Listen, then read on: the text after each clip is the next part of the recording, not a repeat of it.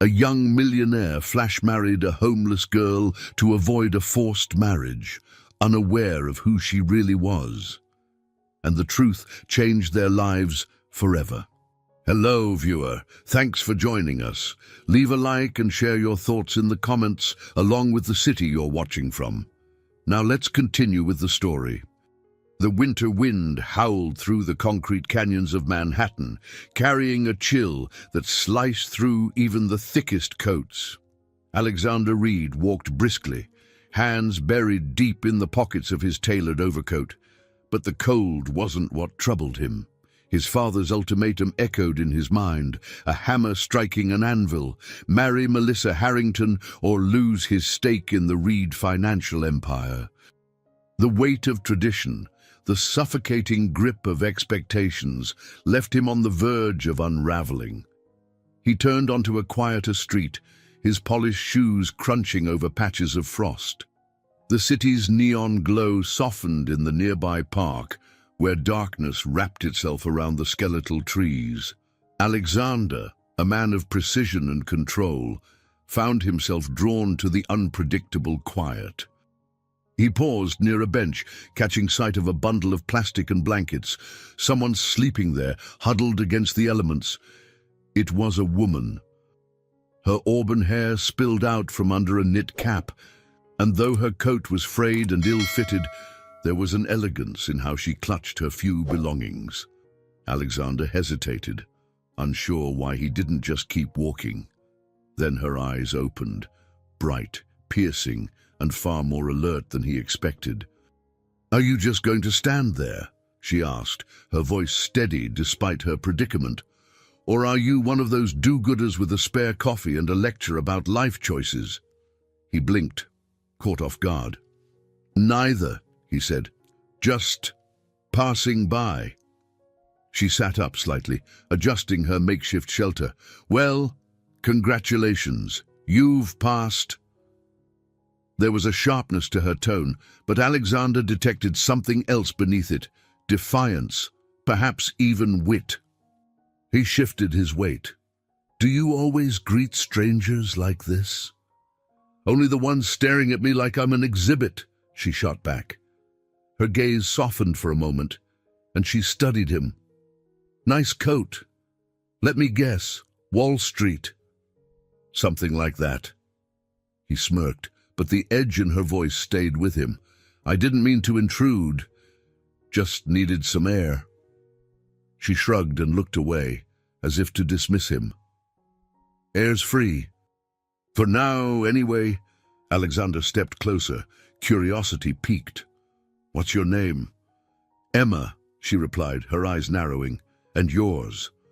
"Alexander," he said, offering a small nod. "Do you always sleep here?" "Do you always interrogate strangers in parks?" she countered, folding her arms. Her coat couldn't hide the fact that she was trembling slightly from the cold. "I'm fine. You can go back to whatever fancy dinner you're skipping." He hesitated, torn between propriety and a strange pull to stay. Emma's bluntness was a stark contrast to the polished, calculated interactions he was used to.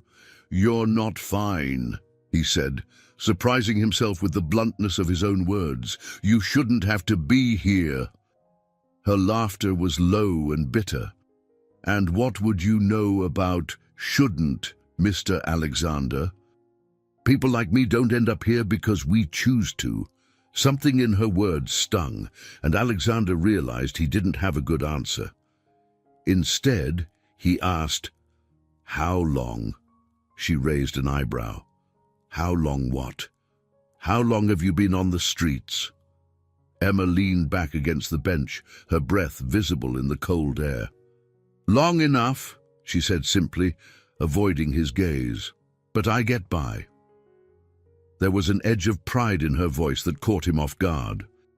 Here was someone who had lost everything, or nearly everything, and yet hadn't crumbled. Alexander's world, in contrast, was defined by abundance, yet he felt more trapped than ever. "I'm sorry," he said softly. "I didn't mean to." "Pity me," she interjected, her eyes flashing. "Save it. People like you only show up to feel better about yourselves." I wasn't, he began, but stopped. Maybe she wasn't entirely wrong. Maybe he had stopped because her presence made his own problem seem trivial by comparison. But there was something more. She intrigued him. The silence stretched between them, heavy and uncertain. Emma shifted, adjusting her blankets again. "Look," she said finally, her tone softer. "If you're going to stand here and chat, at least make yourself useful. There's a coffee shop down the block. Black, no sugar." A startled laugh escaped him. "Bossy, aren't you?" She smirked faintly, the corners of her mouth barely lifting. "Efficient. Go on, Wall Street." For reasons he didn't fully understand, Alexander turned and walked toward the coffee shop she'd pointed out. The brisk air cleared his mind slightly, but the knot in his chest remained. He ordered the coffee and returned, handing it to her without a word. Emma took it, cradling the cup in her hands. "Thanks," she said, almost grudgingly. Then, after a pause, "So, what's your deal? You don't exactly scream Good Samaritan." Alexander sat down on the far end of the bench, the cold wood biting through his coat. "Let's just say I needed some perspective." She studied him over the rim of the cup. "And did you find it?" He looked out at the barren trees and the distant lights of the city. "I think I might have," he said quietly, glancing at her. Emma didn't reply, but her expression softened, just slightly. They sat there in silence, two strangers sharing the weight of their separate worlds. The grey morning light seeped through the skeletal branches of the park's trees, casting a cold glow over the bench where Alexander sat. He hadn't slept, his mind turning over the events of the previous evening like a puzzle missing its corner pieces. Beside him, Emma dozed lightly, her head propped awkwardly against the wooden slats. The plastic sheeting she'd used as a shield from the elements fluttered in the light breeze. He had intended to leave her there, to walk away and let her life resume without interference. Yet, as the city stirred to life, the idea he'd been toying with all night solidified into something uncomfortably tangible. Emma shifted, her breath visible in the crisp air, and opened her eyes, blinking against the light. "You're still here," she said, her voice thick with grogginess. "Most people disappear by now." Alexander's lips twitched into a faint smile. "I suppose I'm not most people." Emma snorted softly, pulling her coat tighter around herself. "Clearly. So, what's the excuse this time? Existential crisis? Need another dose of perspective?" "No." His tone was serious enough to make her pause. "I came to ask you something." Her brow furrowed as she studied him. "Ask me something." "Let me guess, you want me to tell you my sob story so you can feel better about your charmed existence, sir?" Alexander exhaled, the breath forming a plume in the cold air. "No, I want to make you an offer." Emma's eyes narrowed, suspicion flickering in her gaze. "An offer? What kind of offer?" He leaned forward, resting his elbows on his knees, hands clasped tightly. "A marriage." For a moment, the sounds of the city, the distant hum of traffic, the occasional bark of a dog, seemed to fall away. Emma stared at him, her face a mask of disbelief, before bursting into laughter. It was sharp, almost mocking, and she doubled over, clutching her sides. "Wow," she said between breaths, "that's a new one. Marriage proposals from strangers on park benches. What's next? A reality show?" "I'm serious," Alexander said, his voice steady but low, the edge of desperation unmistakable. Emma's laughter faltered, and she straightened, her expression shifting to one of guarded curiosity. "You're serious," she echoed, as if tasting the words for the first time. "Okay, let's hear it. Why on earth would a guy like you want to marry someone like me?" He hesitated, his jaw tightening. "It's complicated." Emma raised an eyebrow. "Complicated? That's the best you've got. I need to avoid a marriage," Alexander admitted, the words spilling out faster than he intended. An arranged one. My father's trying to force me into it to secure some merger or alliance. I don't know, but I can't let it happen. Her skepticism deepened. So what? You thought, hey, that homeless woman looks like wife material. It's not like that, he said sharply, then softened his tone. You seemed different, unpredictable, and last night, when we talked, it was the first honest conversation I've had in months, maybe years. Emma stared at him, her expression unreadable. And what's in it for me?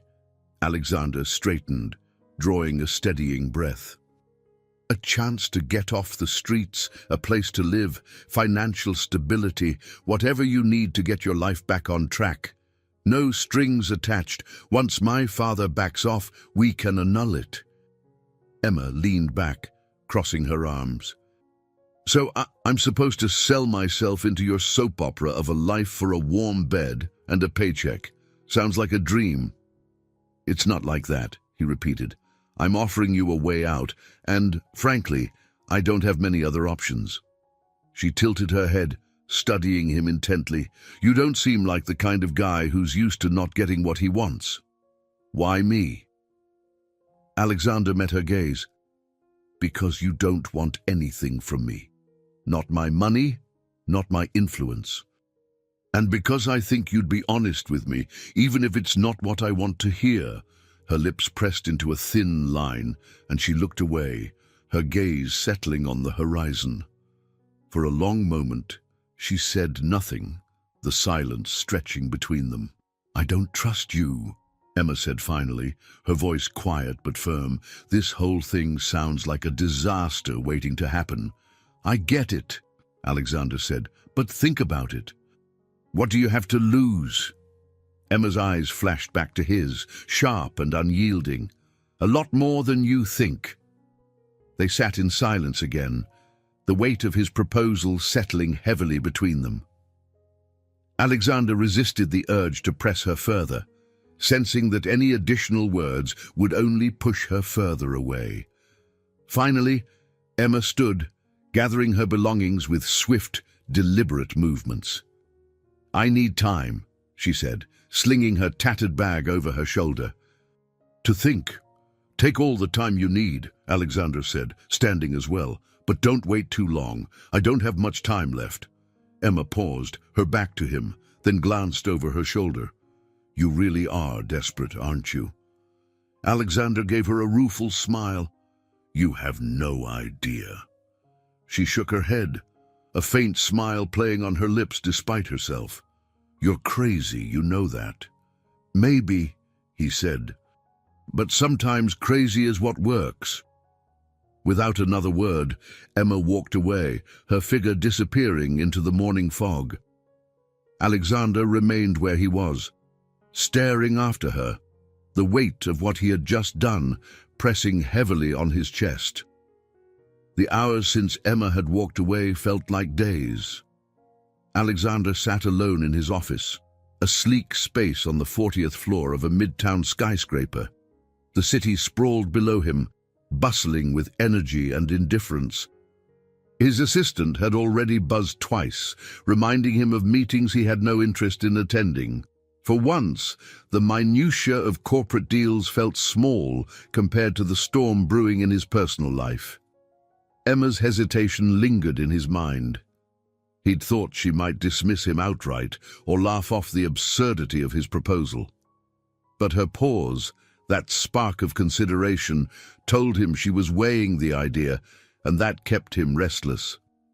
He replayed their conversation, analyzing every word, every expression, searching for signs of hope or defeat. Emma, meanwhile, wandered through the streets of Manhattan, the city's familiar chaos, failing to soothe her as it usually did. She ducked into a library, one of the few places she could find warmth without suspicion. The cavernous reading room welcomed her with its quiet dignity, and she settled into a corner seat, her bag tucked safely under the table. She pulled out a battered notebook, its pages filled with tiny, hurried handwriting. Each word was a fragment of her life, her dreams, her failures, her attempts to make sense of the world since losing everything. She flipped to an empty page, pen poised, but the words wouldn't come. Instead, Alexander's face hovered in her thoughts, his earnest expression as he'd made that insane proposition. "Marry me," he'd said, as if it were the most logical solution in the world. And the worst part, a part of her wanted to say yes. Her pen scratched against the paper as she wrote, "What happens when you've run out of reasons to say no?" She stared at the sentence, the weight of it pressing down on her. Her life had been a long series of battles, some won, most lost. But this offer felt like a crossroads she hadn't anticipated. Could she trust him? More importantly, could she trust herself not to lose what little she had left in the process? Her thoughts were interrupted by the low murmur of voices nearby. Two women sat a few tables away, their conversation drifting through the quiet. "Sometimes you have to take a chance, you know? It's scary, but staying in the same place is scarier." Emma smirked at the irony, but couldn't shake the truth of the words. Was she staying put because it was safer, or because it was easier to believe that safety didn't exist anymore? Back in his office, Alexander paced, his frustration mounting. He grabbed his phone, scrolling to Emma's number, which he'd saved after their last encounter. His thumb hovered over the call button. What would he even say? "Hey, have you decided to uproot your life and save mine yet?" He threw the phone onto the desk, running a hand through his hair. The sound of his office door opening made him turn sharply. It was Richard Reed, his father, stepping in without so much as a knock. "Alexander," Richard began, his tone clipped. "I've just come from a meeting with Harrington. They're expecting an announcement by next week." Alexander bristled. "I told you, I'm not going through with it." "And I told you," Richard countered, his voice rising, "this isn't about what you want. It's about the company, about the family legacy. You can't throw that away because you've decided to play rebel billionaire." "This isn't rebellion," Alexander said coldly. "It's my life." Richard's lips curled into a thin smile, the kind that always made Alexander feel 10 years old again. "You think this is your life. Everything you have, everything you are, comes from the decisions I've made for you. Remember that before you destroy it all over some childish fantasy." Alexander's fists clenched at his sides. "I won't marry someone I don't love." "Love," Richard scoffed, his laughter devoid of warmth. "You think love matters in a merger like this? Grow up, Alexander. Love is a luxury, one we can't afford right now." The words hung in the air long after Richard left. Alexander sank into his chair, feeling the walls of his world close in tighter. His father's parting shot echoed in his mind, cruel but true. "Everything you have comes from me." For Emma, the day stretched into evening as she roamed the city. She found herself standing before the park bench where she'd first met Alexander. It was empty now, the plastic sheet she'd left behind fluttering on the ground. She picked it up absently, her thoughts circling like vultures. What if this was her chance? A way out, a fresh start, if only for a little while. But at what cost? She thought of the years she'd spent clawing her way through survival, holding tight to her independence as her last shred of dignity. Could she trade that for the uncertainty of his world? Her phone buzzed in her pocket, startling her. She pulled it out, staring at the unknown number on the screen. For a long moment, she considered letting it ring. Then, with a sigh, she answered, "Emma!" Alexander's voice came through, tense but steady. "I know I said you could take your time, but I need to know if you're considering it." She hesitated, her fingers tightening around the phone. "I don't know." "That's not a no," he said quickly, and she could almost hear the relief in his voice. "Meet me tomorrow. Let's talk about this properly." Emma closed her eyes, the weight of the decision pressing down on her chest. "All right," she said finally. Tomorrow. As she hung up, the city's lights blurred around her. For the first time in years, Emma wasn't sure if she was running towards something or away from it. Alexander waited at the cafe he'd suggested, its interior alive with the low hum of conversation and the faint clatter of cups and cutlery. He sat near the window, his untouched espresso cooling in its porcelain cup. His leg bounced under the table, a rare display of nerves. He wasn't accustomed to waiting, certainly not for someone like Emma, whose life seemed worlds away from his. Yet here he was, hoping she'd show up and agree to his mad plan. The bell above the cafe door jingled, and Alexander's eyes darted up. Emma stepped in, scanning the room with a guarded expression. Her patched coat and scuffed boots stood out among the polished patrons, but she walked with a quiet confidence, her chin held high. When her eyes met his, she hesitated for a fraction of a second before making her way over. "You're early," she said, sliding into the seat across from him. "You're late," Alexander countered, though his tone was more teasing than accusatory. Emma smirked faintly, unzipping her coat and shrugging it off. "I guess I needed the extra 5 minutes to convince myself this isn't a terrible idea." Alexander raised an eyebrow. "And did you?" Her smirk faded, replaced by a seriousness that made her seem older, wearier. "I'm here, aren't I?" A waiter appeared, and Emma ordered tea. Her tone clipped. Alexander noticed the way she held herself, tense and alert, as though ready to flee at the slightest provocation. He couldn't blame her. He had no idea how he'd react if their positions were reversed. "So," she said once the waiter left, "let's hear it, the whole thing. No vague promises or half-baked ideas. If I'm going to think about saying yes, I need to know exactly what I'm getting into." Alexander leaned forward, his elbows resting on the table. "It's simple. We get married. Just on paper. I'll handle everything, the paperwork, the logistics, even the ceremony if it comes to that. You'll have a place to live, financial support, and complete freedom to do what you want once this is over. All I need is for my father to believe it's real long enough to get him off my back." Emma studied him, her sharp eyes taking in every detail of his expression, his posture.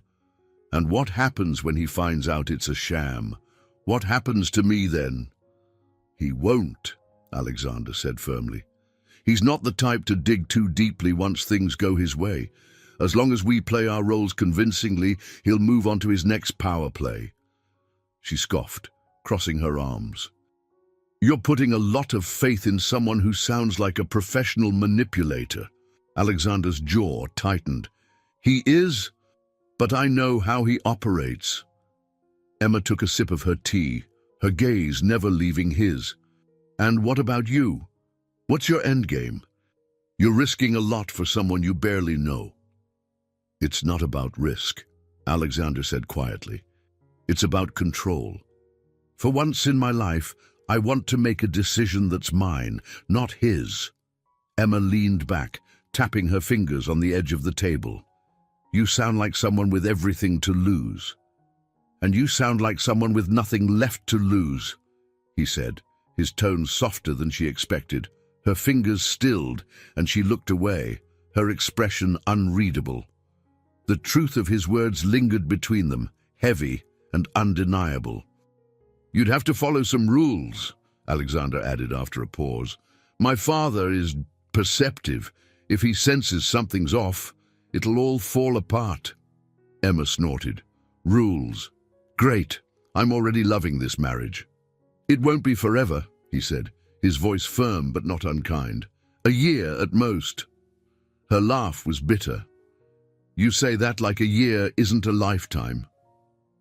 Alexander hesitated, unsure how to respond. He could see the cracks beneath her defiance, the weight she carried. "If you want to say no," he said finally, "I'll understand." Emma stared at him for a long moment, her tea forgotten. "I'm not saying no," she said quietly, But I'm not saying yes either, not yet. Relief and frustration warred within him, but he nodded. Fair enough. She glanced around the cafe, her fingers fidgeting with the edge of her sleeve. Your world. It's not mine. You know that, right? I do, he said, but maybe that's why this could work. Emma's lips twitched into a faint, humorless smile. We'll see. Before Alexander could respond, his phone buzzed on the table. He glanced at the screen and grimaced. It's my father. I need to take this. Emma nodded, watching as he stepped outside, his expression darkening as he answered the call. She couldn't hear the conversation, but the tension in his body was evident. When he returned, his jaw was set, his eyes hard.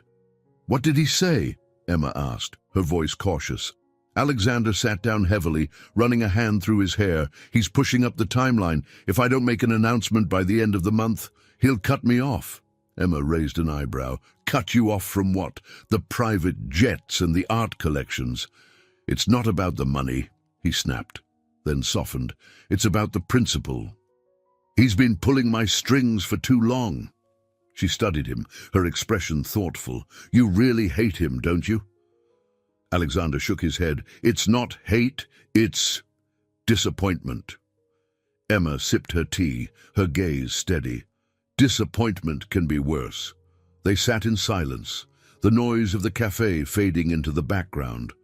For the first time, Alexander felt like someone understood, not just his predicament, but the quiet ache beneath it. I'll think about it, Emma said finally, her voice steady. But if I do this, it's on my terms. No surprises. Agreed, Alexander said, extending his hand. Partners? She stared at his hand for a moment before shaking it. Partners. Emma stood on the threshold of the courthouse, staring up at its imposing stone facade. The world around her felt surreal, as though she were floating in someone else's life. Alexander was at her side, impeccably dressed as always, his tailored suit cutting a sharp silhouette against the grey January sky. He exuded calm confidence, though Emma had caught the way his jaw tightened as they approached. Last chance to back out, Alexander said, breaking the silence. His tone was light, but there was a tension in his voice, an unspoken hope or fear that she'd change her mind. Emma adjusted the collar of the borrowed coat she wore, a gift from Alexander to replace her threadbare one. It was warm and well-fitted, but wearing it made her feel like an imposter. I've already signed the papers, she said. Backing out now would just make me look indecisive. His mouth quirked into a faint smile, and we wouldn't want that. The automatic doors whooshed open, and Emma stepped inside, her heartbeat quickening. The courthouse lobby was busy, filled with the low murmur of voices and the occasional echo of heels on the polished tile floor. It smelled faintly of paper and disinfectant, a sterile reminder of the bureaucracy that governed their next steps. Alexander led the way to a small office where a clerk waited, her expression bored but polite. She gestured for them to sit, barely glancing at the documents Alexander handed over. As the clerk flipped through the forms, Emma's eyes wandered to a framed photo on the desk, a family portrait, the clerk beaming with her children and husband. It was the kind of image Emma had stopped imagining for herself a long time ago. Everything looks in order, the clerk said, sliding the documents back across the desk. You're scheduled with Judge Whitman in 15 minutes, courtroom 3B. Thank you, Alexander said, rising smoothly. Emma followed, her legs feeling like lead. They found the courtroom easily, its door slightly ajar. Inside, the air was quieter, heavier. A judge sat at the front, flipping through a file, his glasses perched low on his nose. Alexander and Emma sat on the bench closest to the front, the silence between them now punctuated by the occasional scratch of the judge's pen. You're unusually quiet, Alexander said softly, leaning closer. His tone was calm, but there was curiosity in his eyes. Emma shrugged, her fingers twisting in her lap. What do you want me to say? This isn't exactly a normal day for me. It's not normal for me either, he admitted, surprising her. But here we are. Before she could respond, the judge looked up. Mr. Reed and Ms. Taylor. That's us, Alexander said, standing. He extended a hand to Emma, who hesitated before taking it, allowing him to pull her to her feet. The gesture felt oddly intimate, though she reminded herself that it wasn't. Not really. The judge motioned for them to approach. His gaze was sharp but not unkind, his eyes flicking between the two of them with practiced scrutiny. You understand the terms of this agreement, that marriage, even a civil union such as this, carries legal and social obligations. Yes, Your Honor, Alexander said with practiced ease. Emma nodded, her throat dry. I understand. The judge glanced at the forms in front of him. It's unusual to process something like this so quickly. Are there mitigating circumstances I should be aware of? My father, Alexander said bluntly. The judge arched an eyebrow, and Alexander continued, Let's just say there's pressure from certain family interests. This arrangement is mutually beneficial. The judge's lips twitched, as though suppressing a smile. Mutually beneficial, he echoed. Well, I've seen worse reasons. The rest of the proceedings passed in a blur. The judge recited the required formalities, and Emma found herself repeating vows that felt hollow in her mouth, like reciting lines in a play. Alexander, however, spoke with steady conviction, his voice clear and strong. She wondered if it was a talent honed in boardrooms, or if he genuinely believed in the importance of appearances, even here. When it was over, the judge stamped the documents with a loud thud and handed them back to Alexander. Congratulations, he said, though his tone was more perfunctory than celebratory.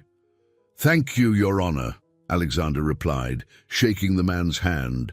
Emma followed Alexander out of the courtroom, her thoughts a whirlwind.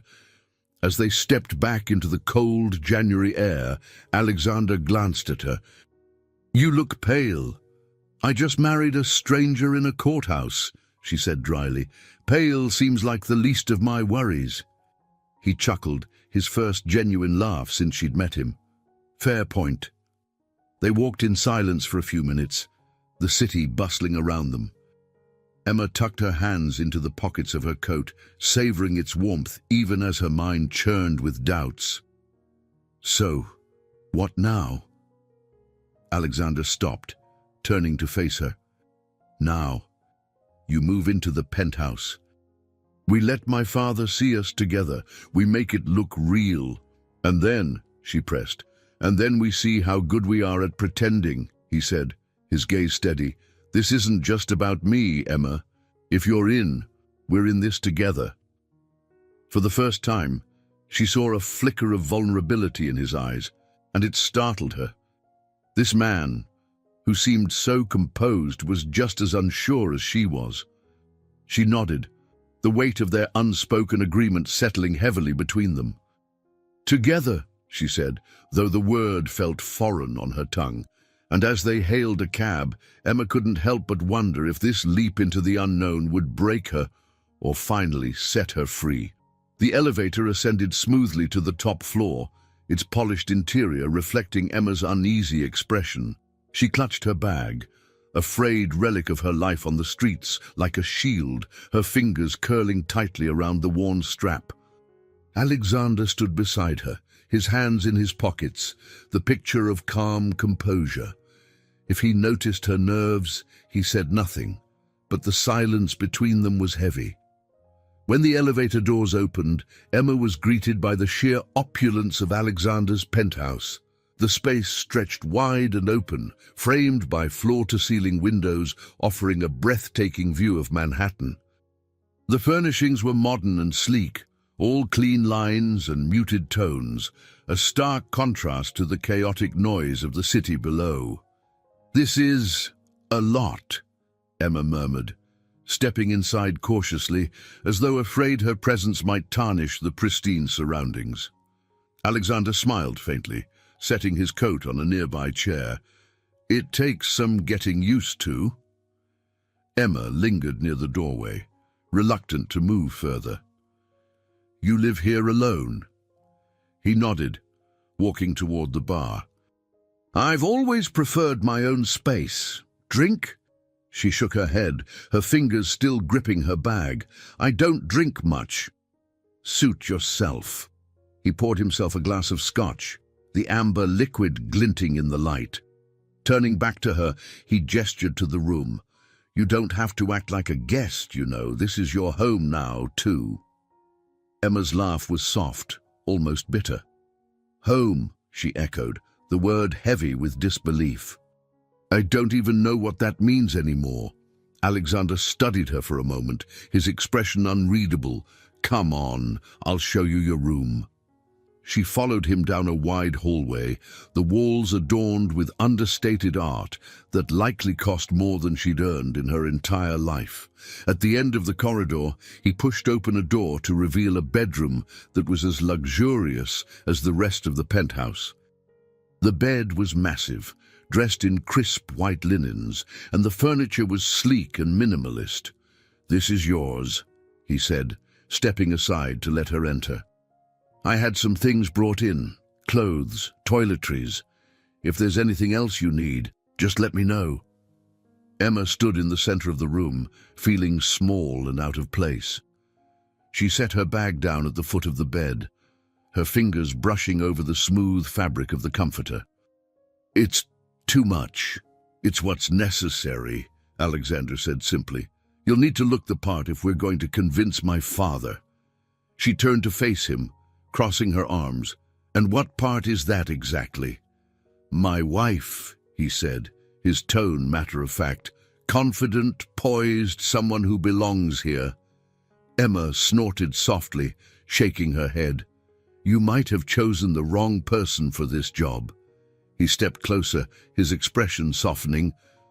"You're smarter than half the people who live in this world, and you've survived more than most of them ever will.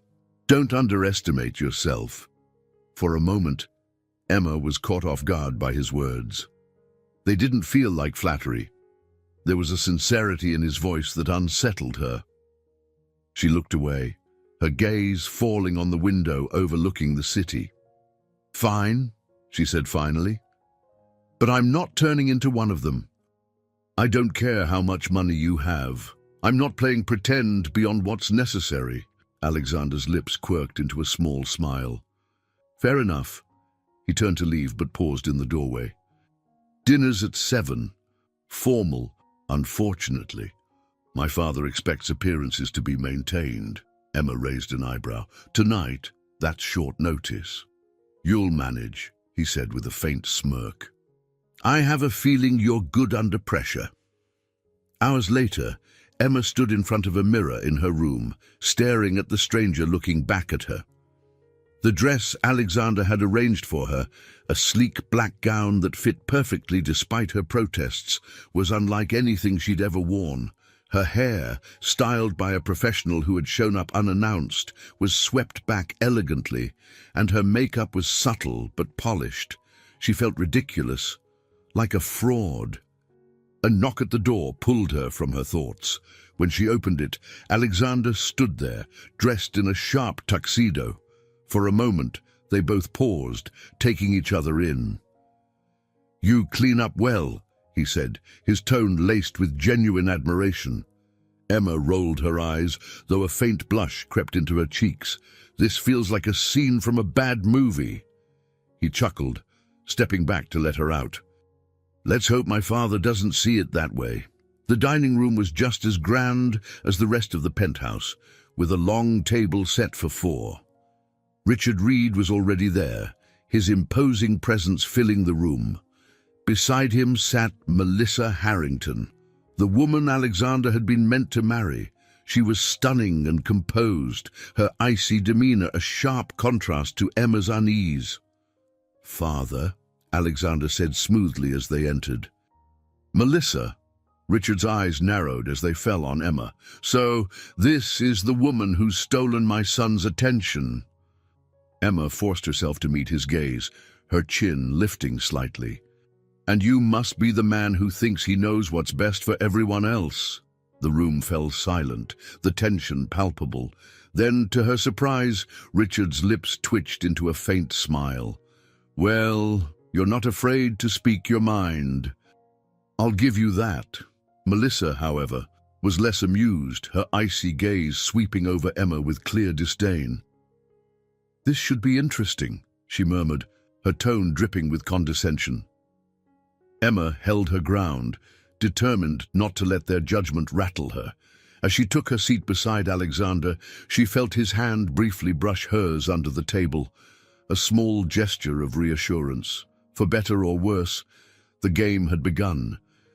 Emma woke the next morning to sunlight spilling through the sheer curtains of her room.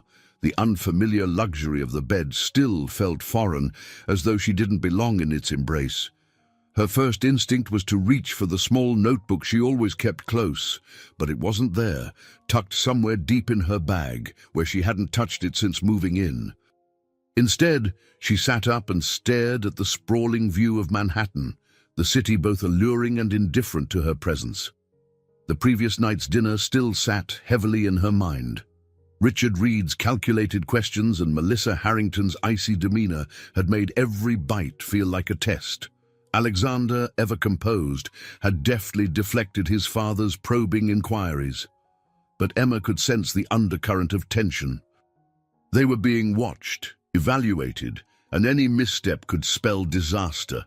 A soft knock at the door pulled her from her thoughts. "Come in," she called. The door opened to reveal Grace, the penthouse's housekeeper. She was a woman in her mid-50s, her grey hair pulled back into a neat bun. Her warm eyes crinkled as she offered Emma a small smile. "Good morning, Mrs. Reed," Grace said, carrying a tray with coffee and a croissant. Emma flinched at the title, the weight of it settling uncomfortably on her shoulders. "Please, just Emma," she said, standing to take the tray. "Thank you." Grace hesitated, then nodded. "As you wish."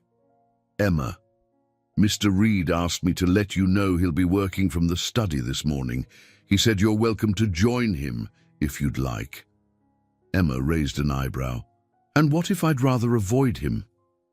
Grace's smile widened slightly. "Then I suppose you're free to explore the rest of the penthouse. It's large enough to get lost in, though I wouldn't recommend the wine cellar unless you're prepared to stay a while." Emma chuckled despite herself. "Thanks for the warning." As Grace left, Emma sat by the window and nibbled on the croissant, her thoughts swirling. Alexander had said they needed to present a united front, but the idea of stepping into his world felt overwhelming. Still, she wasn't about to hide in her room like a frightened child. If she was going to play this role, she needed to do it on her terms. Emma found Alexander in the study, a grand room with dark wood paneling and shelves filled with books she doubted he'd ever read. He sat at a massive desk, his brow furrowed as he scrolled through something on his laptop. The light streaming through the windows highlighted the tension in his features, a sharp contrast to his usual polished exterior. "Am I interrupting?" she asked, lingering in the doorway. He looked up, his expression softening slightly. "Not at all. Come in." Emma stepped inside, her gaze wandering over the room. "You look like you've been up for hours." "Comes with the territory," he said, leaning back in his chair. "Dealing with my father isn't exactly a 9-to-5 job." Emma crossed her arms, leaning against the edge of the desk. "You didn't say much at dinner last night. What's the real deal with Melissa?" Alexander's lips pressed into a thin line. "Melissa's a pawn, just like me. Her father runs a company my father wants to merge with ours. The marriage was supposed to seal the deal, but I refused." Emma studied him, her sharp eyes catching the flicker of guilt in his expression. "And now you're using me to get out of it." His gaze met hers, steady and unflinching. "I never pretended otherwise." She appreciated his honesty, even if it didn't make her situation any easier. Melissa doesn't seem like the forgiving type. She's not, Alexander admitted, but she's also pragmatic. As long as she gets what she wants in the end, she won't cause trouble. Emma raised an eyebrow. And what does she want? To be on top, he said simply, in every way that matters. Emma shook her head, a wry smile tugging at her lips. Your world is exhausting. You're not wrong, Alexander said, standing and walking to the window. He stared out at the city for a moment before turning back to her. But you're part of it now, whether you like it or not.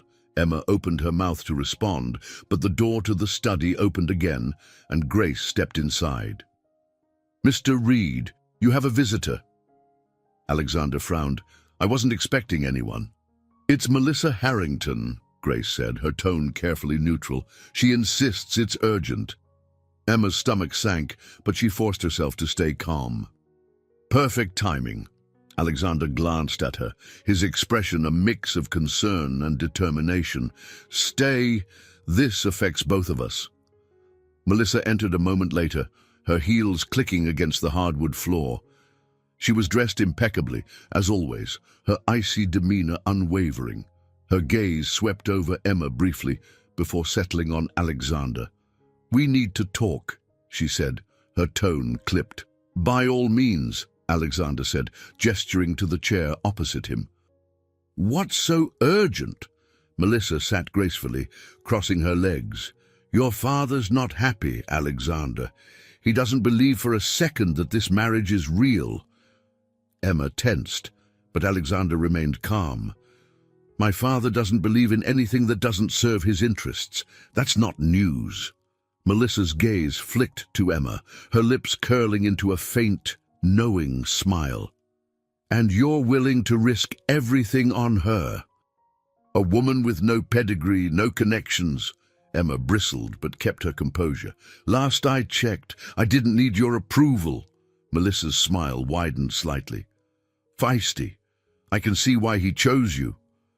Enough, Alexander said sharply, his voice cutting through the tension. My decisions are none of your concern, Melissa. If you're here to deliver one of my father's messages, tell him this: I'm not backing down. Melissa rose, her expression as cool as ever. Don't say I didn't warn you. As she left, the room fell silent. Emma exhaled slowly, the weight of the encounter settling over her. Alexander turned to her, his expression grim. Welcome to my world, he said quietly. Emma met his gaze, her resolve hardening. I can handle it, but you'd better be sure you can too. Emma wasn't sure why she had agreed to accompany Alexander to the charity gala. The thought of stepping into a room filled with the elite of Manhattan made her stomach churn, but his insistence had worn her down. This is about appearances, he had said, his tone as steady as the suit he'd selected for the event. If my father doesn't see us together in public, it'll all fall apart. Now she found herself walking into a grand ballroom draped in shimmering gold and white, every detail meticulously crafted to scream wealth and exclusivity. Crystal chandeliers sparkled overhead, casting a warm glow over the sea of tuxedos and evening gowns. Emma's dress, another selection from the seemingly endless wardrobe Alexander had provided, hugged her figure in ways she wasn't used to. The deep emerald color made her feel exposed, but Alexander had assured her it was perfect. Just stay close, Alexander murmured as they entered, his hand lightly brushing the small of her back. The gesture was fleeting but grounding, a reminder that they were in this together, or at least pretending to be. The room was a cacophony of polite laughter and murmured conversations, punctuated by the occasional clink of glasses. Emma felt their eyes on her, curious and scrutinizing, as if her presence here disrupted the delicate balance of their carefully curated world. She kept her head high, mimicking the posture of the women around her, though inside she felt like a child playing dress-up. "Alexander," came a voice, smooth and familiar. Richard Reed approached, his presence as commanding as ever. Beside him was a woman Emma hadn't met yet, sleek, poised, and exuding an air of effortless superiority. "Father," Alexander greeted coolly, "I didn't expect to see you here." Richard's smile was sharp. "It's my job to support our charitable endeavors, isn't it? And I see you've brought your wife." His gaze slid to Emma, assessing her with the same cold precision he applied to stock portfolios. Emma extended a hand, forcing a polite smile. "Mr. Reed," Richard took her hand briefly, his grip firm but distant. "You're settling in well, I hope." "Well enough," Emma replied evenly. "Though it's taking some adjustment." "Undoubtedly," Richard said, his tone laced with subtle condescension. He turned to the woman at his side. "Emma, this is Eleanor Steele. She's an old friend of the family." "Charmed," Eleanor said, her smile not quite reaching her eyes. She leaned slightly toward Alexander. "And you've certainly kept things interesting, haven't you?" Alexander's lips twitched in the faintest hint of a smirk. "Life's dull without a little intrigue." Eleanor's laughter was soft and calculated, the kind that made Emma's skin prickle. She felt like a fly caught in a web, and the two spiders were enjoying the sport of it. Alexander must have noticed her discomfort because he placed a steadying hand on her elbow. "If you'll excuse us," Alexander said smoothly, "I'd like to introduce Emma to a few others." Richard raised an eyebrow but said nothing as Alexander steered Emma away from the conversation. She exhaled a breath she hadn't realized she'd been holding. "Was that necessary?" she muttered under her breath. "Yes," Alexander replied. "Richard's testing you. Eleanor's part of it. She's been a family ally and a meddler for years." "Charming," Emma said dryly. As they made their way deeper into the crowd, Emma began to pick up on the subtle dynamics at play. Conversations here weren't just idle chatter. They were negotiations, exchanges of power and influence cloaked in civility. It was a language she wasn't fluent in, but she was starting to understand its cadence. At one point, they stopped near a small group of men in their 50s, all engaged in a discussion about market trends. Alexander introduced her, and though the men were polite, their interest was minimal. Emma felt like a prop, something Alexander had brought along to fulfill his role. The realization stung, though she reminded herself that she'd agreed to this. She was reaching for a glass of champagne from a passing tray when she felt a tap on her shoulder. Turning, she found herself face to face with a man she hadn't expected to see. Daniel Carter. His features were striking, his smile easy, but there was something in his eyes, a glint of recognition, that set her on edge. "Emma, isn't it?" he said, his voice warm but probing. "That's right," she said, carefully neutral. "And you are?" "Daniel Carter," he said, extending a hand. "I knew I recognized you." Emma's pulse quickened. "Recognized me? From where?" Daniel tilted his head slightly, his smile widening. "Oh, just around." "You have one of those faces," she forced a laugh, though her unease deepened. "I suppose I do." Alexander returned to her side, his brow furrowing slightly as he noticed the exchange. "Daniel," he said, his tone cool, "I didn't expect to see you here." "I wouldn't miss it," Daniel said smoothly, "and I'm glad I came. Meeting your wife has been the highlight of the evening." Emma caught the faintest flicker of tension in Alexander's jaw, but he didn't rise to the bait. "Enjoy the evening," Alexander said pointedly, taking Emma's arm and steering her away. "What was that about?" Emma asked once they were out of earshot. "Nothing good," Alexander muttered. "Daniel's arrival, personally and professionally. Be careful around him." Emma nodded, though Daniel's parting smile lingered in her mind. The evening continued, the hours dragging as Emma moved through the motions. But she couldn't shake the feeling that she'd just stepped onto a battlefield she didn't fully understand. When they finally left the gala, Emma exhaled a sigh of relief as the cool night air hit her face. "I don't know how you do this," she said quietly as they climbed into the car. "You learn," Alexander said, his voice soft but firm. "And so will you." Emma glanced out the window, the city lights blurring as the car moved through the streets. She wasn't sure what she was learning yet, but one thing was clear: she was in deeper than she'd realized. The morning sunlight poured through the penthouse windows, softening the sharp edges of the room. Emma stood in the kitchen, holding a mug of coffee and staring out at the skyline. The events of the previous night lingered in her mind. Richard's calculated gaze, Melissa's icy demeanor, and most unsettling, Daniel's cryptic remarks. For someone who had spent years keeping to herself, stepping into Alexander's world felt like walking a tightrope over a pit of vipers. She heard footsteps behind her and turned to see Grace entering, carrying a tray of folded linens. The older woman gave Emma a warm smile. "Morning. You're up early." "Couldn't sleep," Emma admitted, setting her mug down on the counter. "Too much on my mind." Grace tilted her head, her expression kind but knowing. "It's a lot to take in, isn't it? This life, the expectations, the constant eyes on you." Emma leaned against the counter, crossing her arms. "It's exhausting. And last night, Richard and his little games, Melissa's disdain. And then there's Daniel, who somehow knows more about me than I'm comfortable with." Grace nodded as she began arranging the linens in a nearby cabinet. "Richard's always been a strategist. He tests people, pushes them to see where they'll bend. Melissa's, well, she's her own kind of trouble. And Daniel Carter, he's someone to watch carefully. That man thrives on power plays." Emma sighed, running a hand through her hair. "I don't know if I can keep up with all of this.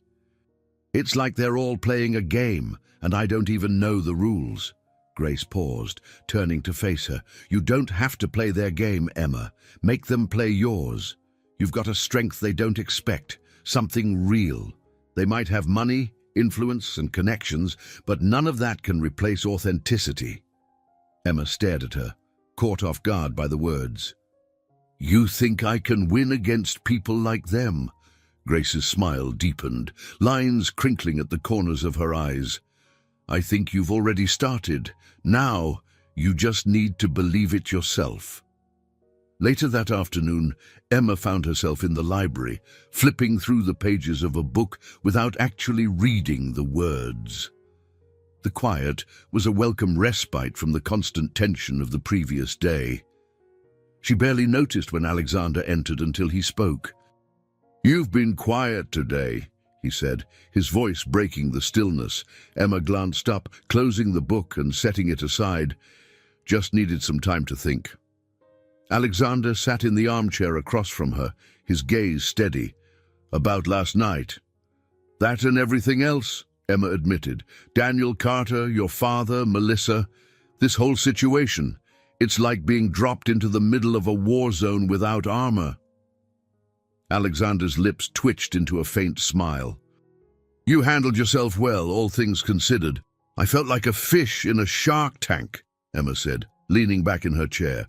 "And Daniel, what's his deal?" Alexander's expression darkened slightly.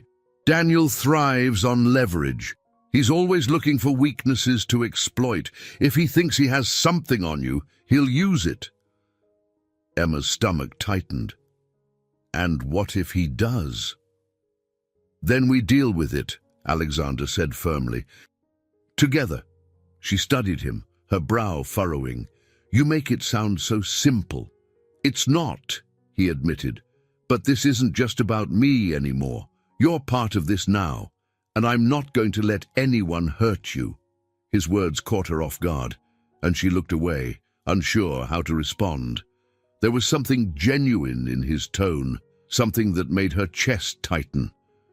For all the pretense between them, Moments like this felt uncomfortably real. By evening, Emma found herself in the kitchen again, this time helping Grace prepare a simple meal. It was a rare moment of normalcy in a world that felt anything but normal. As they worked, Grace shared stories about her life, anecdotes that revealed a depth of character Emma hadn't expected. "I wasn't always in service," Grace said as she chopped vegetables. "I had my own business once, a little bakery in Queens. It was my dream." "What happened?" Emma asked, genuinely curious. Grace's hands stilled for a moment before she resumed chopping. "Life happened. My husband passed, and I couldn't keep up with the bills. The bakery closed, and I had to find other work to support my son." Emma felt a pang of empathy. That must have been hard. "It was," Grace admitted, her voice steady, "but you do what you have to do. And sometimes you find strength in places you didn't know you had." Emma nodded, her thoughts drifting. Grace's story resonated with her in a way she hadn't expected. For all her struggles, Grace had found a way to keep going, to build something meaningful despite the setbacks. It was a quiet kind of resilience, one Emma couldn't help but admire. That night, as Emma sat on the edge of her bed, she pulled out her old notebook. The pages were worn and crinkled, filled with fragments of her past, dreams, fears, moments of clarity.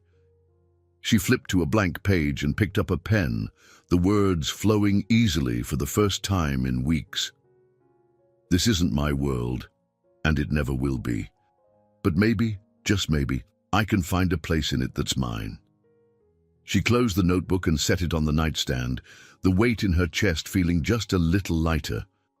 For the first time in a long while, she didn't feel like she was standing on the outside looking in. Instead, she felt like she was starting to carve out her own space, one step at a time. The winter air was sharp as Emma stepped out onto the penthouse balcony, a steaming mug of tea warming her hands. The city stretched out before her in a dazzling display of lights, a patchwork of lives and ambitions that seemed impossibly distant. She leaned against the railing, her thoughts drifting back to the tension of the past week. For every small victory she'd managed, another complication seemed to arise. "You're going to freeze out here," came Alexander's voice from behind her. She turned to see him walking toward her, a thick wool coat draped over his arm. Without asking, he slipped it over her shoulders, his hands brushing hers briefly. The gesture was automatic, unspoken, but it left her feeling unsteady. "I needed air," Emma said, tightening the coat around herself. "Being inside all day makes me feel trapped." Alexander leaned against the railing beside her, his gaze focused on the skyline. "This isn't exactly an easy place to settle into." Emma laughed softly, the sound tinged with disbelief. "That's an understatement. Your world isn't just unfamiliar, it's suffocating. Every glance, every word feels like it's being dissected." "That's because it is," Alexander admitted.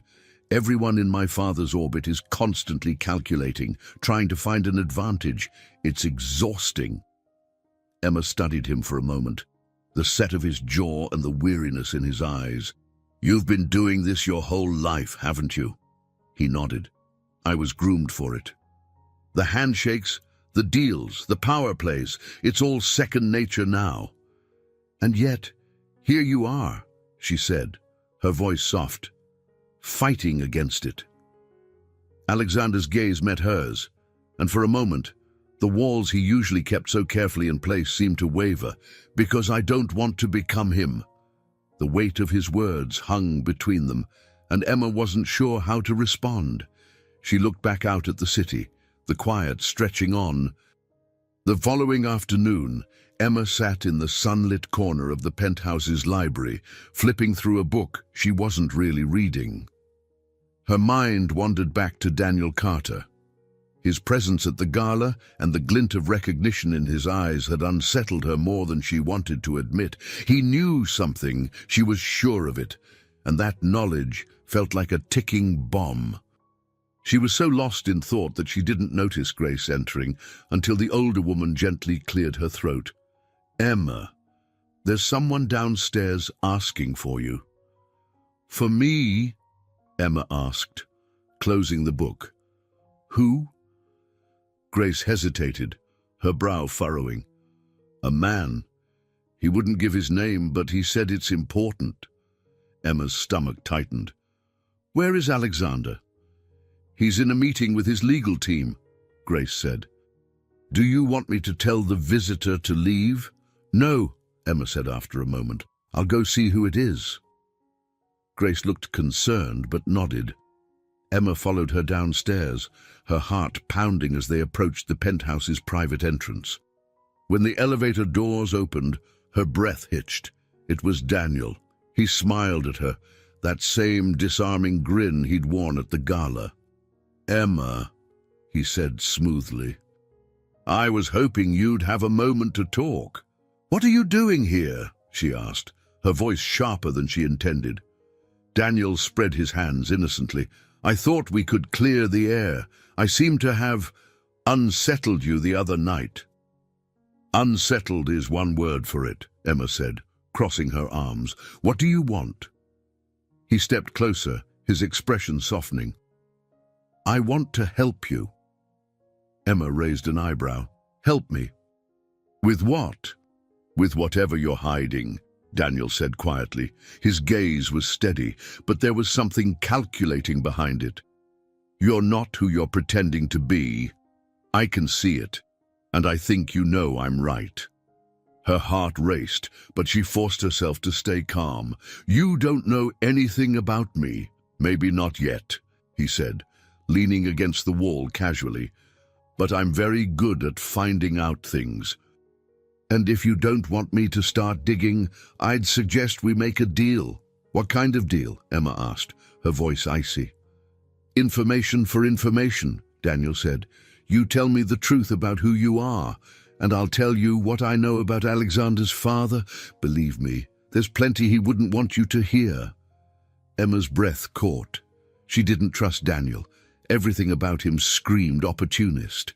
But the promise of information about Richard Reed was tempting. He was the puppet master in Alexander's life, and any advantage against him could be invaluable. "I'll think about it," Emma said finally, keeping her tone neutral. Daniel's smile widened. "Fair enough, but don't take too long, Emma. Secrets have a way of surfacing whether we want them to or not." With that, he turned and walked back toward the elevator, leaving Emma standing frozen in place. She didn't move until she heard the elevator doors close behind him. When Alexander returned later that evening, Emma was waiting for him in the living room, her thoughts still racing. He set down his briefcase and gave her a questioning look. "You look like you've seen a ghost," he said, sitting beside her. "Not a ghost," she said slowly. "Daniel Carter. He came here today." Alexander's expression darkened instantly. "What did he want?" Emma hesitated, unsure how much to tell him. "He wanted to talk." "He said he has information about your father." Alexander's jaw tightened. "He's playing a game, Emma. Don't let him pull you into it." "He thinks I'm hiding something," Emma admitted, her voice quieter now. "And I think he's right." Alexander's eyes softened slightly. "Whatever he's after, you don't have to face it alone. If he makes another move, we'll handle it together." Emma nodded, though the weight of her past pressed heavily on her chest. Together, she thought, but for how long? The morning was still and heavy with an overcast sky, casting the penthouse in muted greys. Emma sat at the dining table, idly tracing patterns on the rim of her coffee mug. Alexander was across from her, scanning his phone with the focused intensity that seemed to come naturally to him. The silence between them was not strained, but not comfortable either, laden with the weight of unspoken truths. Finally, Emma broke the stillness. "We need to talk." Alexander looked up, his brows knitting together slightly. "About Daniel," she said, her voice steady despite the nerves twisting in her stomach. "He knows something, Alexander, or at least he thinks he does." Alexander set his phone down, leaning back in his chair. Daniel thrives on half-truths and manipulation. Whatever he thinks he knows, he'll use it to his advantage. "I don't think it's just bluster," Emma countered. "He said he'd dig into my past." The faintest flicker of concern crossed Alexander's face, quickly replaced by his usual composure. "Do you think he'll find anything?" Emma hesitated, her fingers tightening around her mug. "Maybe."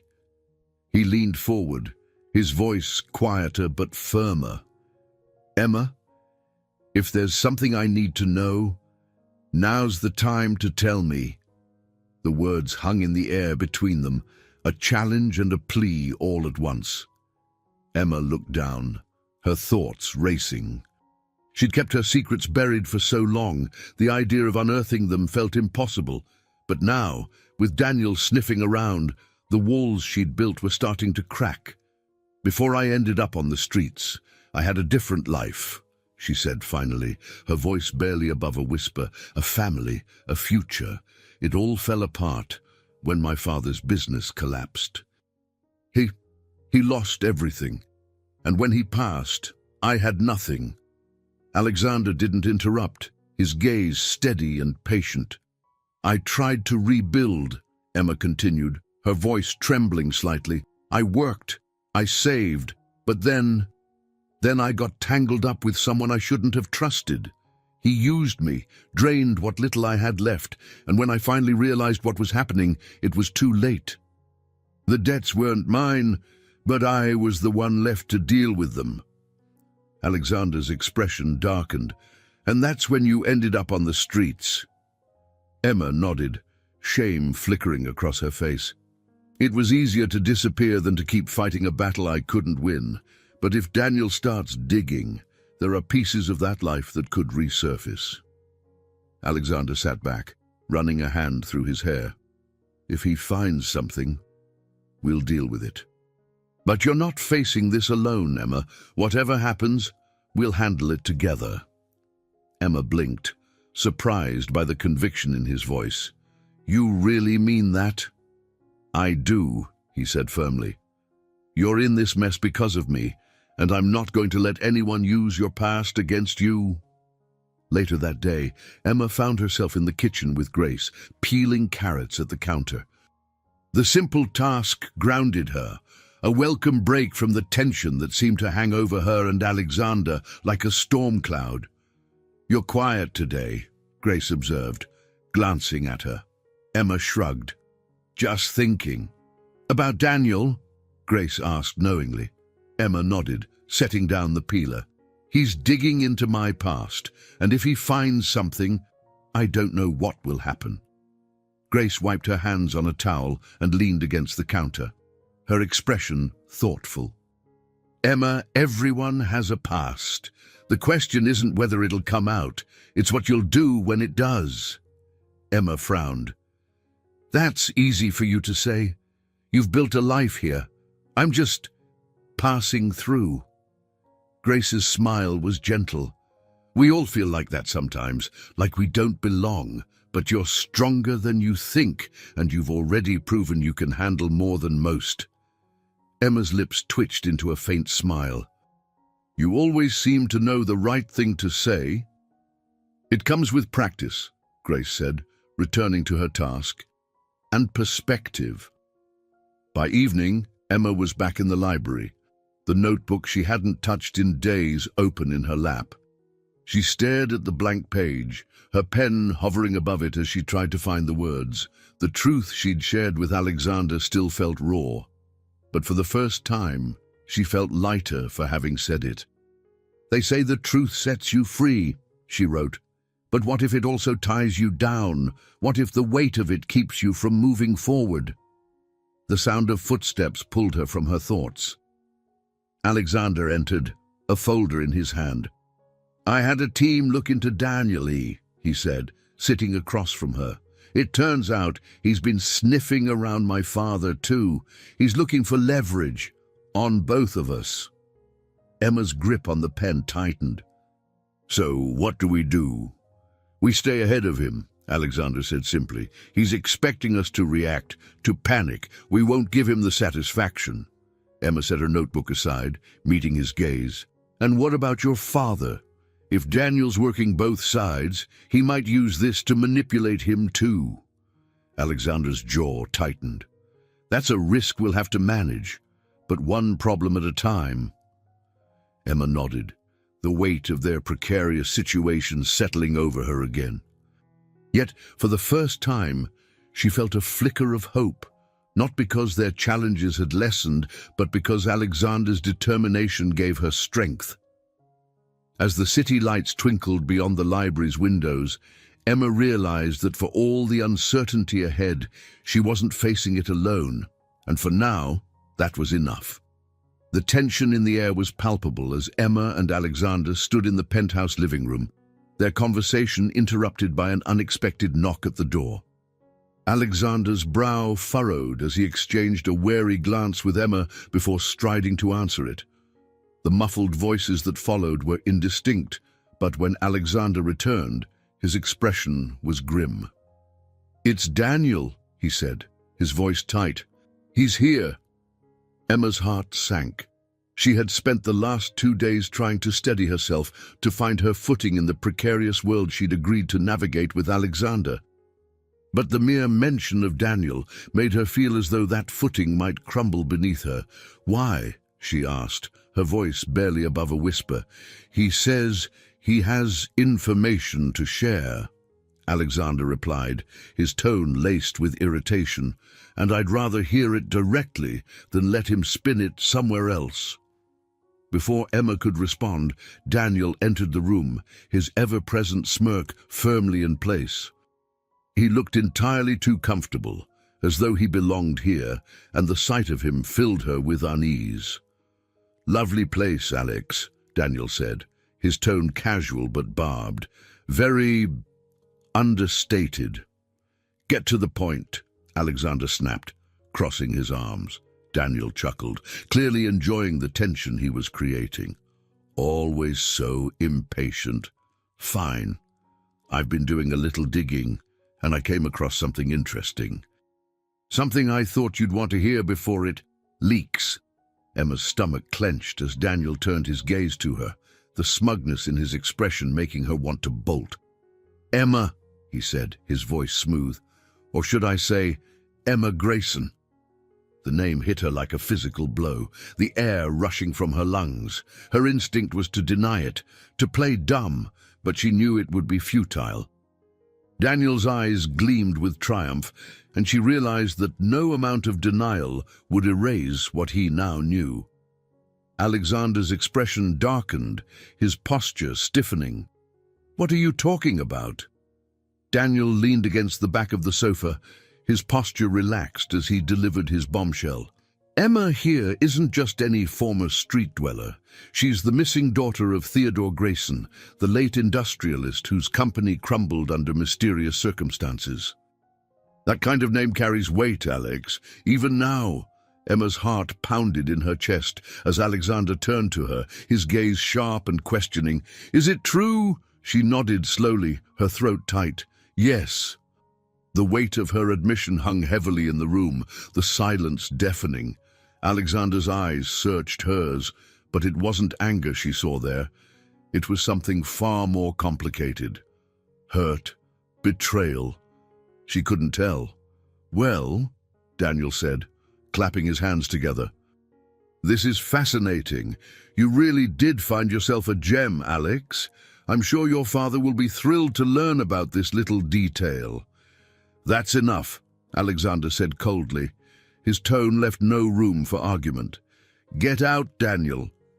Daniel raised his hands in mock surrender. All right, don't shoot the messenger. But consider this a friendly warning. Secrets have a nasty way of surfacing, especially in our world." With that, he sauntered out, leaving the door open behind him. The sound of it clicking shut was like the echo of a detonated bomb. Alexander turned back to Emma, his jaw clenched. "Why didn't you tell me?" Emma's chest tightened, the vulnerability of her secret now fully exposed. I didn't think it mattered anymore. That life, my family, it's gone. I didn't want it to define me, but it does matter, Alexander said, his voice quieter now. Not because of who you were, but because people like Daniel will use it against us. Emma dropped her gaze, the shame she'd carried for years bubbling to the surface. I didn't think anyone would remember me after my father died. The debts, the accusations. I just wanted to disappear. Alexander exhaled, his tension softening slightly. You could have trusted me. I wanted to, Emma admitted, her voice breaking, but every time I've trusted someone, it's cost me everything. The rawness in her words seemed to reach him. He stepped closer, his hand brushing hers briefly before falling back to his side. I get it, he said softly, but you're not alone in this anymore. If we're going to get through this, we have to trust each other. Emma nodded, though the weight of her past still pressed heavily on her chest. I'll try. That's a start, Alexander said, a faint smile tugging at his lips. The moment was interrupted by the shrill ring of Alexander's phone. He pulled it from his pocket, his expression darkening as he read the screen. It's my father. Emma's breath caught. He knows, doesn't he? Alexander didn't answer immediately, his focus on the phone. Finally, he answered, his tone clipped. What is it? Emma could hear the faint, harsh voice of Richard Reed on the other end, though she couldn't make out the words. Alexander's expression hardened with each passing second. Understood, he said finally, before hanging up and turning to Emma. He wants to meet tonight. Emma swallowed hard, her pulse quickening. What do we do? We go, Alexander said, his voice steady but grim. If we don't face this head-on, he'll find a way to make it worse. Emma nodded, her resolve hardening. She had spent years running from her past, but now it had caught up to her. There was no escaping it, not anymore, and for the first time she realized she didn't want to run. Not this time. The black town car glided through the streets of Manhattan, its interior cloaked in a heavy silence.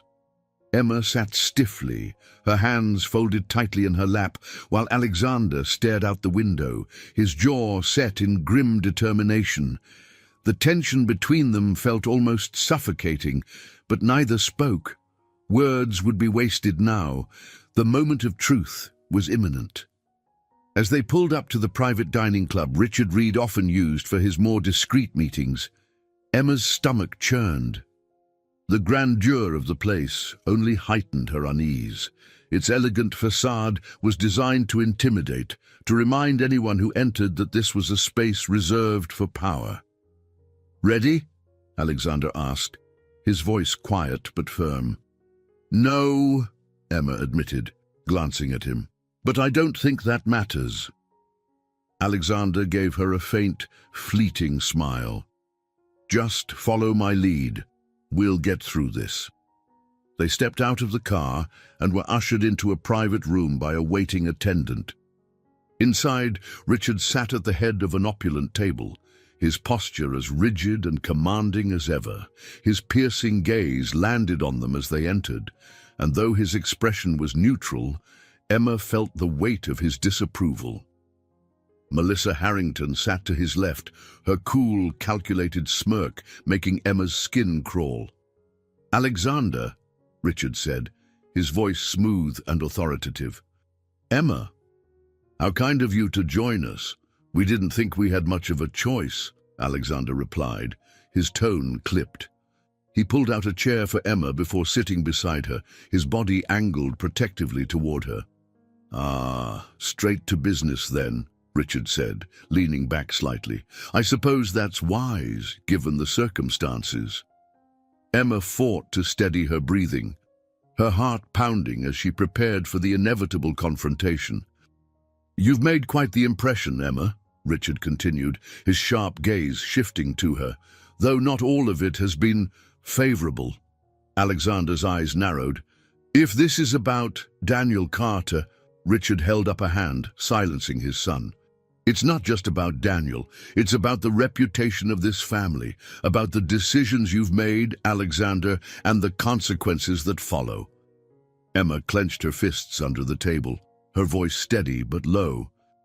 Whatever you've heard, Mr. Reed, I can assure you— Oh, I've heard plenty, Richard interrupted, his tone icy, about your past, your family, the scandals that dragged your name through the mud. Tell me, do you honestly believe you belong here? Emma felt the blood drain from her face, but she refused to look away. I don't claim to belong, she said, her voice calm despite the storm raging inside her. But I didn't ask to be part of this either. Alexander brought me into it. Richard's lips twitched in a faint smile, as if amused by her defiance. And you accepted, didn't you? Quite convenient, considering your circumstances. That's enough, Alexander said sharply, his tone brooking no argument. You wanted to meet, so let's be clear. Emma is my wife, and she's not going anywhere. Whatever game you're playing, it ends now. Richard's expression hardened, the faint amusement vanishing. You think you can dictate terms to me, Alexander? Do you have any idea what's at stake? I know exactly what's at stake, Alexander shot back. But I'm done letting you control my life. The tension in the room was palpable, the unspoken battle between father and son unfolding like a chess match. Melissa, who had been silent until now, leaned forward, her voice cutting through the air like a blade. You're making a mistake, Alexander, she said, her gaze icy. Do you really think she can handle this world? Do you even know what she's capable of? Emma's chest tightened, but she refused to let Melissa's words shake her. I've handled more than you'll ever know, she said quietly, and I don't need your approval to prove it. Melissa's smirk faltered, but Richard's attention remained fixed on Alexander. You've tied yourself to someone who will only drag you down, he said, his tone dangerously calm. Is that what you want for your future, for this family? Alexander's jaw clenched, his voice cold. What I want is a life that's mine, not yours, and if you can't accept that, then I'll walk away from all of it. The room fell silent, Richard's gaze narrowing as he studied his son. For a moment, Emma thought he might lash out, but instead he leaned back in his chair, his expression unreadable. You're willing to risk everything for her, Richard said finally, his voice quieter, but no less commanding. Is that your final decision?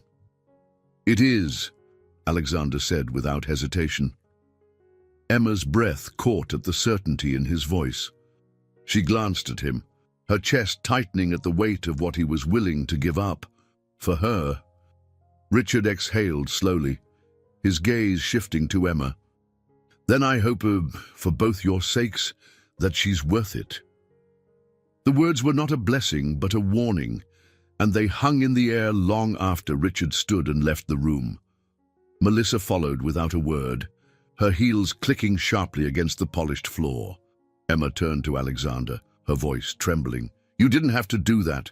Yes, I did, he said firmly, his gaze steady. I meant what I said, Emma. We're in this together. For the first time, Emma felt the faintest flicker of hope, not just for herself, but for them. And as they left the club together, the storm that had loomed over her life for so long didn't feel quite so suffocating anymore. The ride back to the penthouse was steeped in silence, the tension between Emma and Alexander tangible.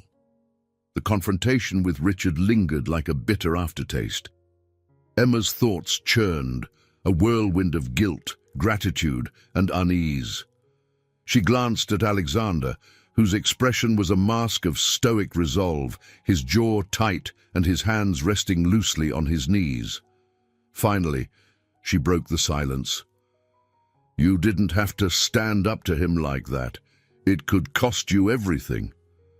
Alexander's gaze remained fixed on the passing lights outside.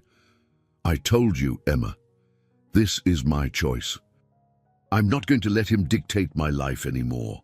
But she began, only for him to cut her off, his voice softer but no less firm. "No more but, Emma. I'm done pretending I care about his approval. If he thinks he can use you to control me, he's wrong." His words left her momentarily speechless. She wanted to argue, to tell him he didn't owe her anything. But there was something in his tone that silenced her protests. Instead, she turned her attention to the view outside, her fingers fidgeting with the hem of her coat. When they reached the penthouse, Alexander headed straight for the bar, pouring himself a generous glass of scotch. Emma hesitated in the doorway, unsure if she should follow or give him space. Finally, she stepped inside, her voice hesitant. "You're angry." He looked at her over the rim of his glass. "Not at you." Emma leaned against the counter, her arms crossed. "Then at who? Your father, Melissa, Daniel?" Alexander sighed, setting the glass down. "All of them. Myself, too, for letting it get this far." "You can't blame yourself for your father's manipulations," Emma said quietly. "He's been doing this for years. You said it yourself." "That doesn't make it any easier," he muttered, rubbing a hand over his face. "I should have seen this coming. I should have prepared for it." Emma hesitated before stepping closer, her voice soft but steady. "You don't have to shoulder all of this alone, Alexander. We're in this together, remember?" His eyes met hers, the weight of his frustration giving way to something softer, more vulnerable. "It's not just about my father or the company, Emma. It's about you. I dragged you into this, and now your past is being used as a weapon. If anything happens to you because of me—" "Stop," Emma interrupted, her voice firmer than she expected. "I agreed to this. I knew the risks. And honestly, I've been running from my past for so long. Maybe it's time I stopped. You standing up to your father tonight, it reminded me that I don't have to keep hiding." Alexander studied her, a flicker of admiration in his gaze. "You're stronger than you give yourself credit for." Emma's lips twitched into a faint smile. "And you're better than you think you are." The moment stretched between them, a fragile understanding forming in the silence. Finally, Alexander stepped back, draining the rest of his scotch. "We'll need a plan. My father won't back down easily." "And Daniel?" Emma asked, her chest tightening at the mention of his name. "Daniel's a wild card," Alexander admitted. "He thrives on chaos, and he'll do anything to gain the upper hand, but he's also predictable in his greed." "We'll find a way to neutralize him," Emma nodded, though her stomach churned at the thought. She didn't trust Daniel or her ability to outmaneuver him. The following day, Alexander left early for a meeting, leaving Emma alone in the penthouse. She spent the morning trying to focus on anything but the turmoil swirling in her mind. Eventually, she found herself in the library, her old notebook open in her lap. The blank page stared back at her, waiting. "Truth feels heavier than lies," she wrote, "but maybe that weight is what keeps us grounded." She paused, the pen hovering above the paper, when a knock at the door startled her. Grace appeared moments later, her expression cautious. "There's someone here to see you," Grace said. Emma frowned, her heart sinking. "Who?" "Daniel Carter." Emma's chest tightened, her pulse quickening. "What does he want now?" "He wouldn't say," Grace replied, her voice laced with concern. "Do you want me to send him away?" Emma hesitated, her mind racing. She wanted nothing more than to avoid Daniel altogether, but she knew it wouldn't solve anything. She nodded reluctantly. "No, I'll see him." Grace led Daniel into the library moments later, his ever-present smirk firmly in place. Emma remained seated, her posture stiff as he sauntered toward her. "Emma," he said smoothly, "always a pleasure." "Cut to the chase, Daniel," she said, her tone icy. "What do you want?" His smirk widened. "Straight to the point." "I like that. Fine. I thought you might want to know." I've had an interesting conversation with someone from your past, a former associate of your father's. Emma's blood ran cold, but she kept her expression neutral.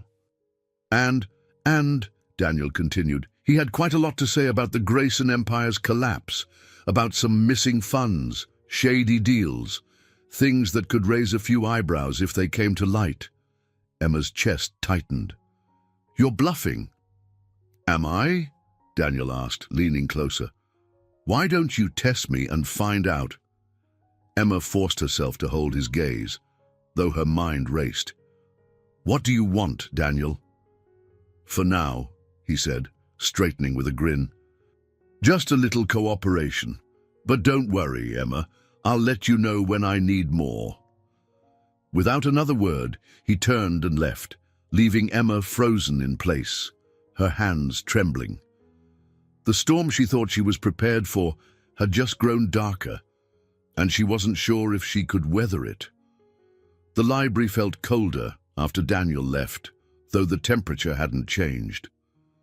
Emma sat motionless in the chair, her mind racing as she replayed his words. He had spoken with someone connected to her father, a name she had buried with the rest of her past. Missing funds, shady deals.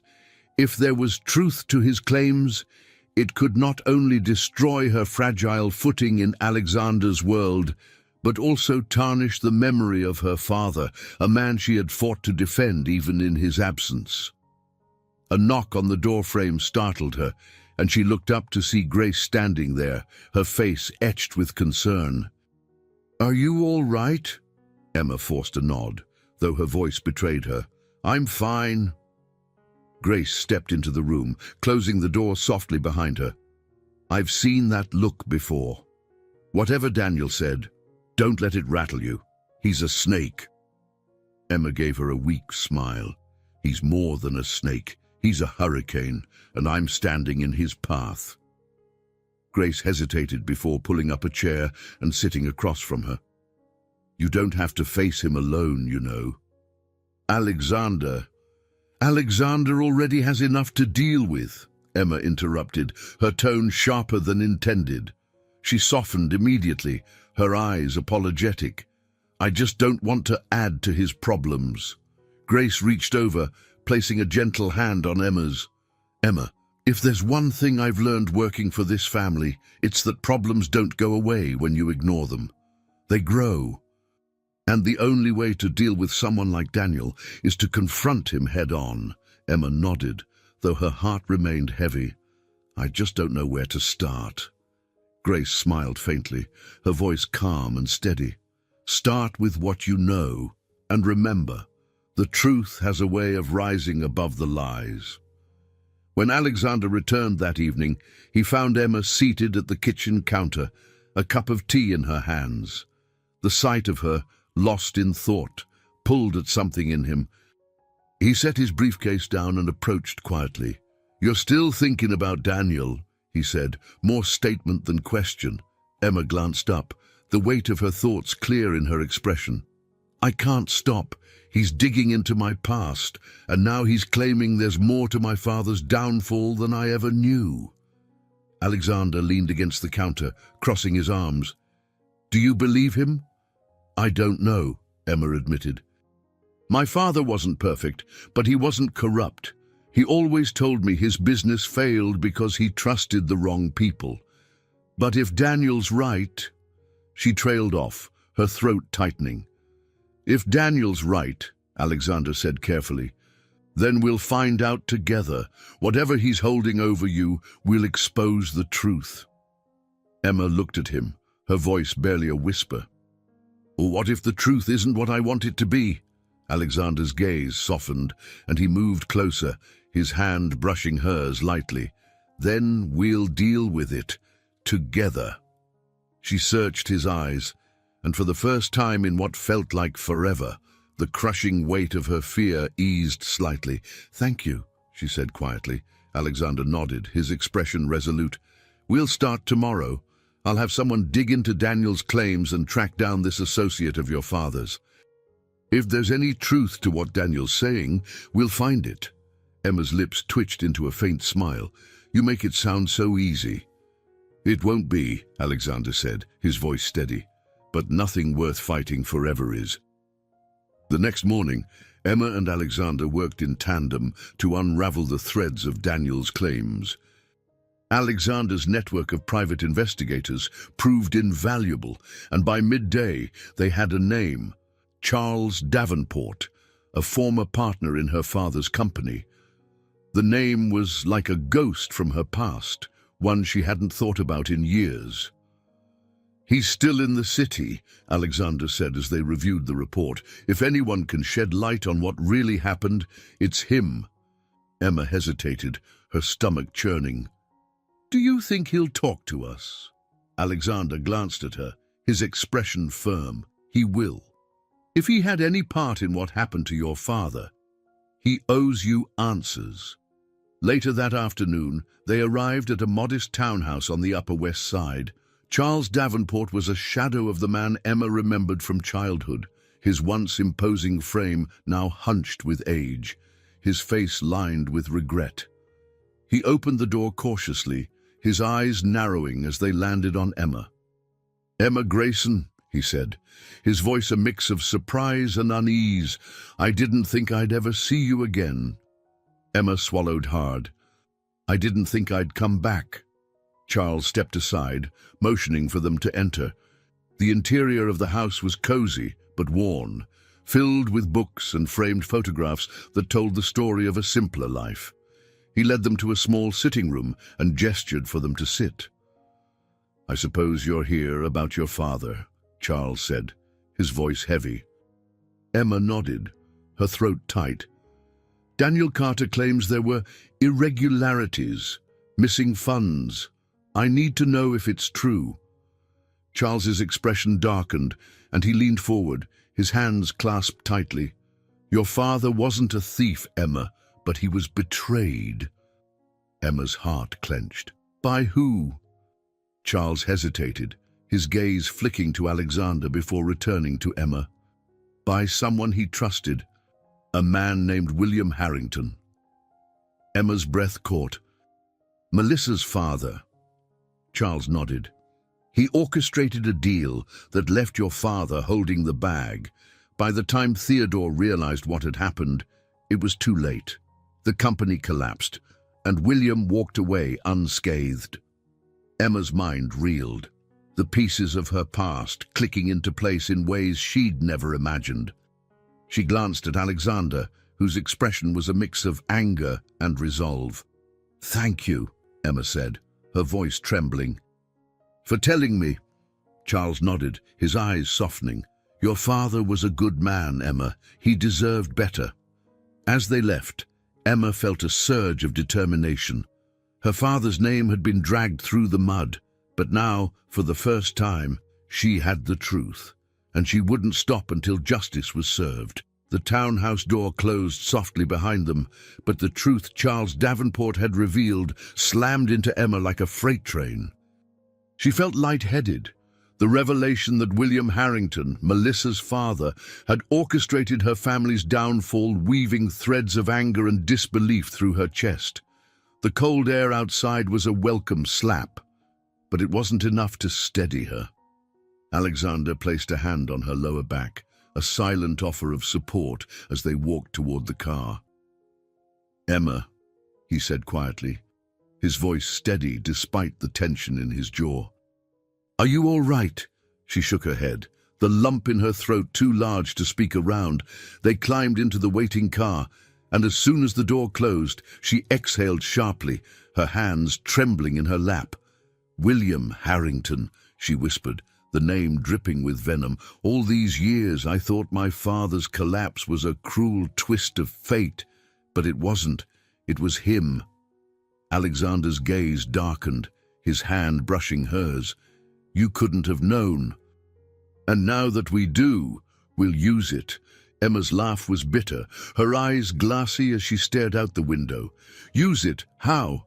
He's dead, Alexander. And his daughter. She's practically royalty in your world.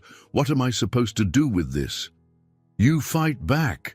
Alexander said, his tone firm but calm. Melissa may not have been involved in her father's schemes, but she's benefiting from them. Her family's legacy is built on lies, and I'll be damned if they think they can manipulate us with impunity. Emma turned to him, her eyes narrowing. And what about your father? Richard has been aligned with the Harringtons for years. You think he didn't know about this? Alexander hesitated, his lips pressing into a thin line. If he knew, I'll find out. But we focus on one battle at a time. Emma nodded, though her chest felt tight. It wasn't just about the Harringtons or Richard anymore. It was about proving that her father's name deserved to be cleared. She wasn't sure she had the strength to fight all the battles ahead, but with Alexander beside her, she felt a flicker of hope. That evening, Emma sat at the kitchen counter, staring at a half-empty glass of wine. The penthouse was quiet, save for the occasional hum of the refrigerator. Alexander had disappeared into his study to contact his legal team and investigators, leaving her to wrestle with her thoughts alone. She was lost in memories. Her father's warm smile, his quiet determination, the way he had always told her that doing the right thing mattered more than winning when the sound of footsteps pulled her back to the present. Alexander entered the room, his tie loosened and his sleeves rolled up. Exhaustion etched into his face. "Any updates?" Emma asked, her voice quiet. Alexander poured himself a drink before leaning against the counter opposite her. "My team's digging into the Harringtons' financials.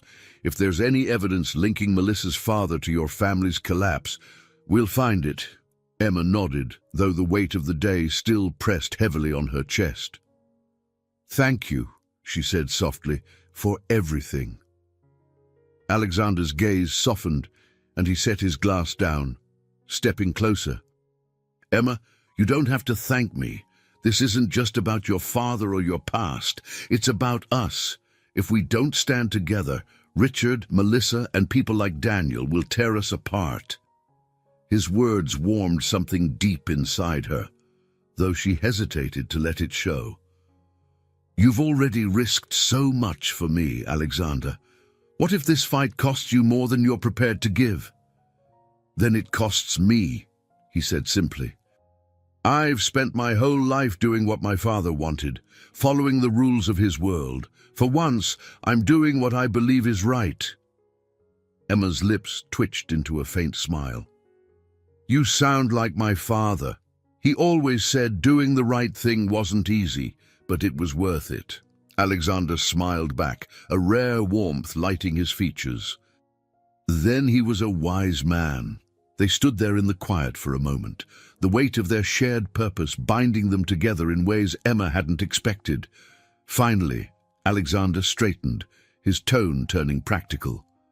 "We'll need to confront Melissa soon. If she's aware of what her father did, or if she's benefiting from it, she's not going to go down without a fight." Emma nodded, her resolve hardening. "I'm ready." The next day, Alexander arranged a meeting with Melissa under the guise of discussing a charity initiative. They chose a neutral location, a private room at an upscale restaurant downtown. Emma dressed carefully, choosing a tailored navy dress that exuded confidence without feeling pretentious. Alexander, ever composed, looked sharp in a charcoal suit that emphasized his commanding presence. When Melissa arrived, her cool, calculating demeanor was firmly in place. She greeted Alexander with a faint smile and Emma with barely a glance. "To what do I owe the pleasure?" Melissa asked as she settled into her chair, her tone dripping with politeness. Alexander leaned forward, his expression unreadable. "We've uncovered some troubling information, Melissa. About your father and his involvement in the collapse of Theodore Grayson's company." Melissa's smile didn't falter, but Emma saw a flicker of tension in her eyes. "I'm not sure what you're implying." "I think you know exactly what I'm implying," Alexander said, his voice steady. Your father orchestrated a scheme that destroyed a man's life, and now you're reaping the benefits." Melissa's gaze flicked to Emma, her smirk sharpening. "I see. This is about you. Digging up ancient history to settle old scores." Emma's voice was steady, though her chest burned with anger. "This isn't ancient history to me, Melissa. It's my family's legacy." Melissa tilted her head, her expression almost pitying. "And what do you hope to achieve, Emma? My father's gone, and his name is untouchable. You think anyone will care about your sob story?" Alexander's voice cut through the tension like a blade. "We'll make them care." Melissa's smirk faltered, and for the first time she looked uncertain. The battle lines were drawn, and Emma knew this was only the beginning. But for the first time in years, she felt like she was on the verge of reclaiming what was hers, and she wouldn't back down. The tension in the room crackled like a live wire, stretching taut between the three occupants. Melissa sat back in her chair, her manicured fingers lightly tapping against the polished wooden armrest. Her cool exterior betrayed no panic, but Emma could see the faintest flicker of unease in her eyes. Alexander, seated beside Emma, radiated a calm determination that made Melissa's confidence feel brittle in comparison. "Careful, Alex," Melissa said finally, her voice laced with mockery. "Accusing the dead of crimes without proof is a dangerous game." Alexander didn't flinch. "We have more than you think, Melissa. Charles Davenport gave us everything we need. Bank records, contracts. Your father left a trail, and it leads directly to the destruction of Theodore Grayson's company." Melissa's smirk wavered, but she quickly recovered, leaning forward with a practiced air of condescension. "And what exactly do you plan to do with this so-called evidence?" "Drag my family's name through the mud. Make yourself an enemy of the Harrington legacy." Emma, her heart pounding but her voice steady, interjected, "This isn't about legacy, Melissa. It's about justice. My father didn't deserve to be ruined, and I won't let his name carry the weight of something your father did." Melissa's gaze shifted to Emma, sharp as a blade. "You think justice matters in this world? Let me give you some advice, Emma. Power matters. Influence matters. The story people believe is the one I tell them." Emma met her gaze without flinching, her hands clenched tightly in her lap. "You're right. Power matters.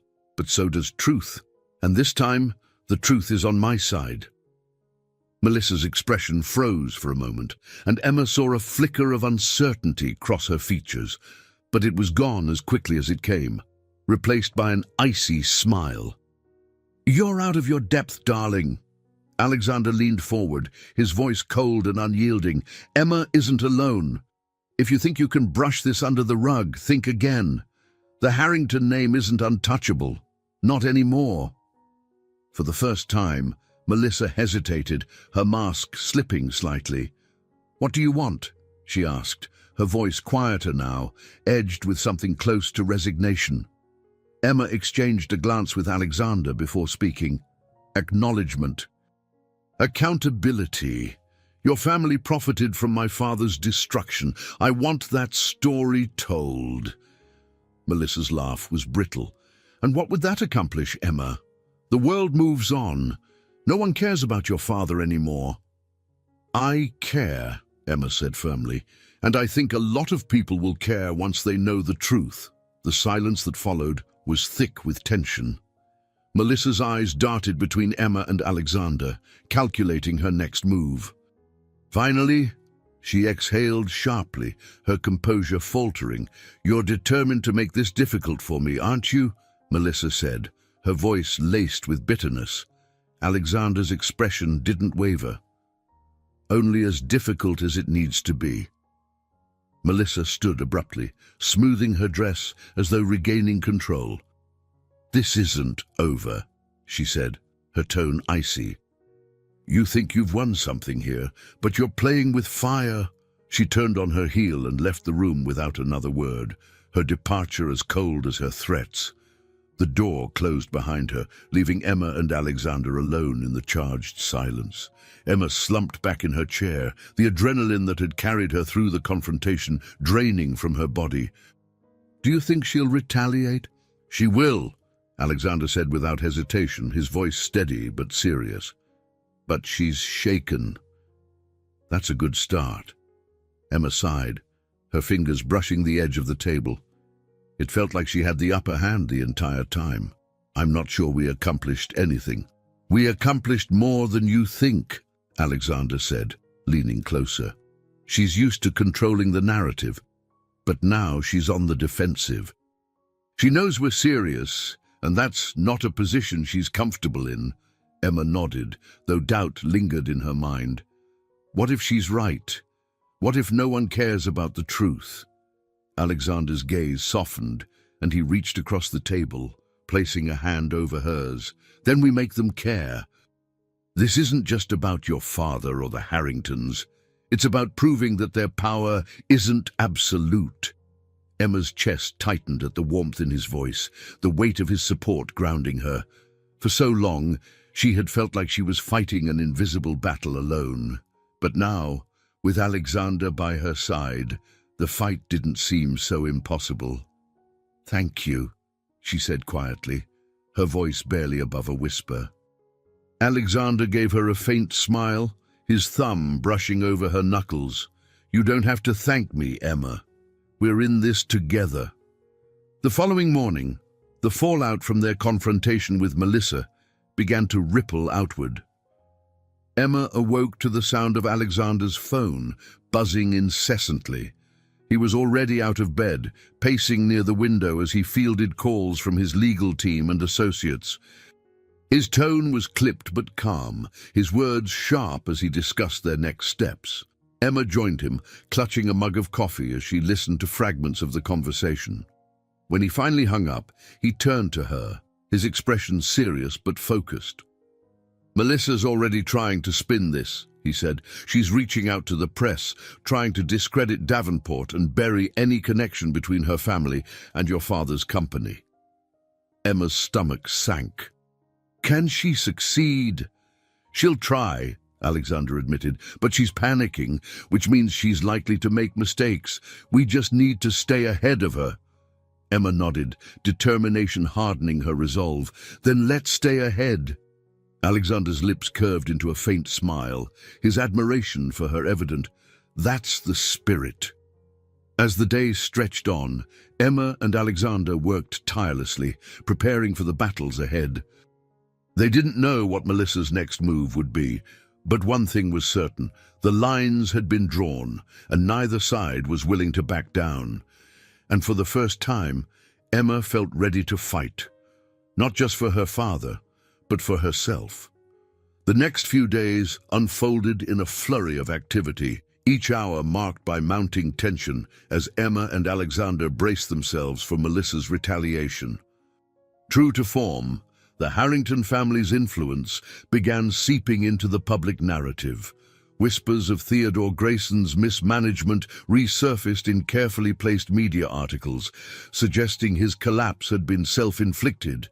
It was an insidious campaign, calculated to erode Emma's credibility before her story even took root. Emma sat in Alexander's study, scrolling through her phone as her stomach twisted. Each headline felt like a personal attack. Forgotten scandal. Grayson family's troubled legacy resurfaces, revisiting the fall of Grayson Industries, unveiling the truth behind the collapse. She tossed the phone onto the desk with a frustrated sigh. "She's dismantling my father's name all over again." Alexander looked up from his laptop, his eyes narrowing as he read her expression. "That's exactly what she wants. If she can control the narrative, she keeps the upper hand." Emma ran a hand through her hair, her voice tight. "And what are we doing? Sitting here while she twists the truth?" Alexander leaned forward, his tone calm but firm. "We're not sitting. My team is vetting the evidence Davenport gave us. Once it's solid, we'll release it strategically. But we can't rush this, Emma. If we go too soon, she'll tear it apart." Emma clenched her fists, frustration simmering beneath her skin. I hate this. I hate feeling powerless. You're not powerless, Alexander said, his voice softening. This is your story, Emma. When the time comes, you'll be the one to tell it. And when you do, it'll be stronger than anything she can fabricate. His words settled over her like a balm, easing the sharp edges of her frustration. She met his gaze, her shoulders relaxing slightly. I just don't want her to win, not again. She won't, Alexander said with quiet certainty. Not while I'm standing with you. By the following morning, Emma's resolve had hardened. She sat with Alexander in the penthouse living room, their legal and PR teams gathered around them. A sprawling web of papers, timelines, and talking points covered the coffee table, each piece meticulously crafted to counter Melissa's attacks.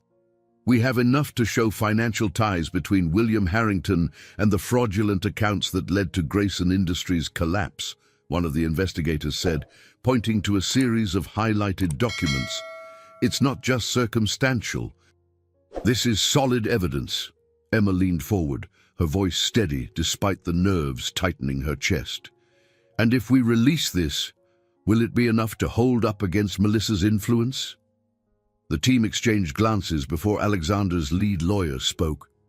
It'll be enough to shift public perception, but we need to be strategic. Melissa has resources and connections. If we don't control the release, she'll spin it before it lands. Emma nodded, her mind already racing. Then we control it. We make sure the first move is ours. Alexander's lips curved into a faint smile. Exactly.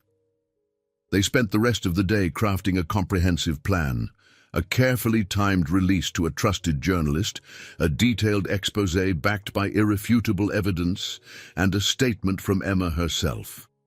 Every detail was scrutinized, every potential counter-move anticipated. By nightfall, the plan was in motion. Emma sat in the quiet of her bedroom, staring out at the city lights as her heart pounded. The thought of stepping into the spotlight, of telling her father's story to a world that might not believe her, was daunting, but it was also necessary. A knock at the door pulled her from her thoughts. Alexander stepped inside, his expression softer than it had been all day. "You should get some rest," he said, crossing the room to stand beside her. "Tomorrow's going to be big." Emma gave him a small smile, though her nerves betrayed her. "Resting is hard when you know the world's about to scrutinize your entire life." Alexander leaned against the window frame, his hands in his pockets. "They're not just scrutinizing you. They're scrutinizing us, and we're ready." The warmth in his voice steadied her, and for a moment, the weight of her fears lifted. "Thank you," she said softly, "for standing by me through all of this." "You don't need to thank me," he replied. "I told you, Emma, we're in this together." She met his gaze, and for a fleeting moment, the chaos of the world outside faded into the background. In that silence, she realized how much his presence had come to mean to her, not just as an ally, but as someone who truly believed in her. The next morning, the exposé was published. It hit the media like a tidal wave, its headline bold and unflinching. The hidden truth behind Grayson Industries' collapse, how the Harrington empire profited from betrayal. The article laid out the evidence meticulously, weaving a compelling narrative of deception and greed. Emma's statement at the end was raw and heartfelt, a tribute to her father's integrity and a call for accountability. Within hours, the story was trending, sparking debates on news panels and social media alike.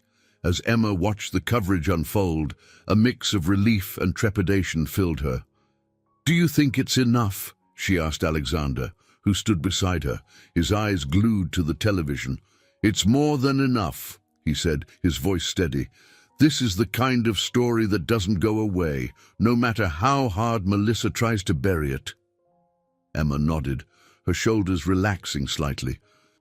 For the first time in years, it felt like the truth was finally within her grasp. But she knew the battle wasn't over, not yet. And as she turned back to the screen, her resolve only deepened. She wasn't just fighting for her father anymore. She was fighting for herself, for her future, and for the justice she knew he deserved. And no matter what Melissa threw at her, Emma was ready. The fallout from the expose was swift and chaotic. Phones rang incessantly in the penthouse as Alexander's legal and PR teams scrambled to manage the media storm. Emma sat in the corner of the living room, her laptop open, scrolling through the endless cascade of headlines, tweets, and posts. Harrington legacy questioned, new allegations of corporate fraud. Emma Grayson breaks silence on family's fall from grace. Power plays and betrayal.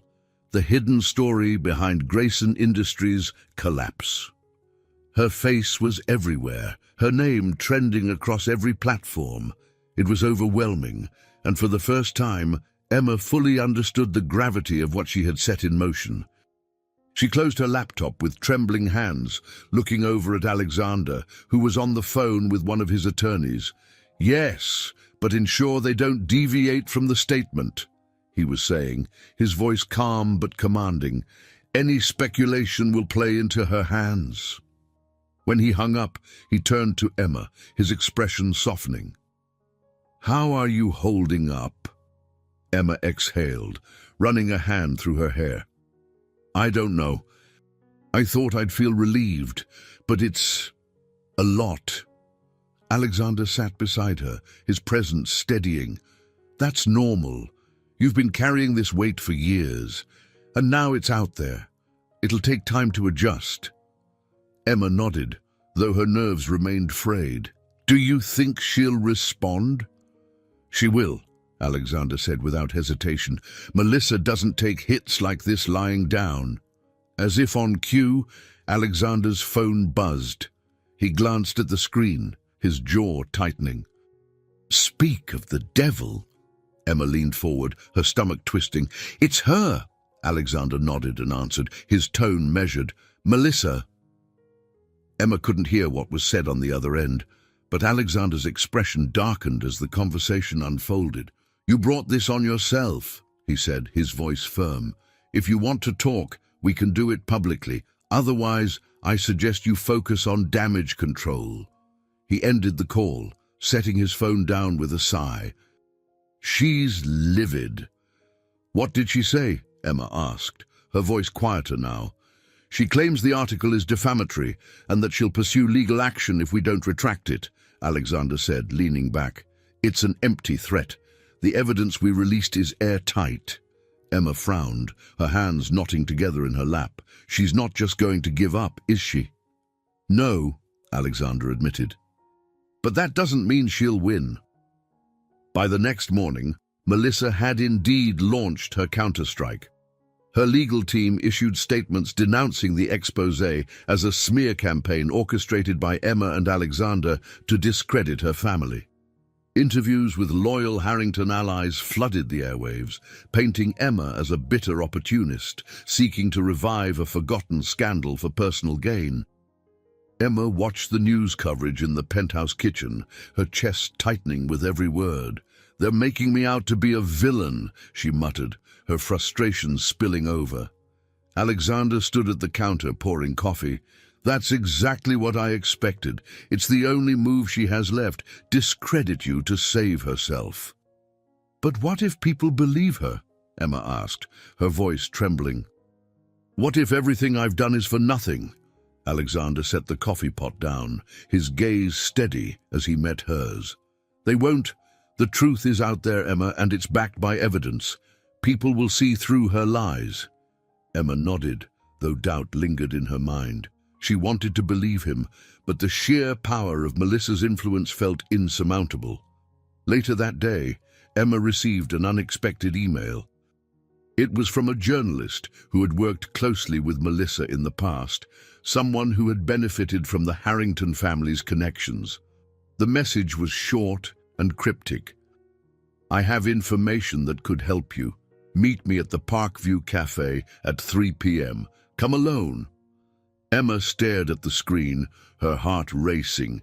The offer was tempting, but it felt dangerous. A trap, perhaps. She hesitated before forwarding the email to Alexander, adding a brief note. "What do you think?" He replied almost immediately. "It could be genuine, but it's risky. I'll go with you, but I'll keep my distance." At 3 p.m., Emma walked into the Parkview Cafe, her nerves fraying with each step. The space was warm and bustling, the clatter of dishes and hum of conversation providing a sharp contrast to her tension. She scanned the room and spotted a man sitting at a corner table, his features partially obscured by a baseball cap. As she approached, he looked up, his expression cautious. "Emma Grayson?" She nodded, sliding into the seat across from him. "You said you had information." He glanced around the room before leaning closer. "Melissa Harrington isn't as untouchable as she wants people to think. I worked for her PR team for years. I helped bury things, scandals, shady deals. But there's one thing I couldn't shake, her father's offshore accounts." Emma's breath caught.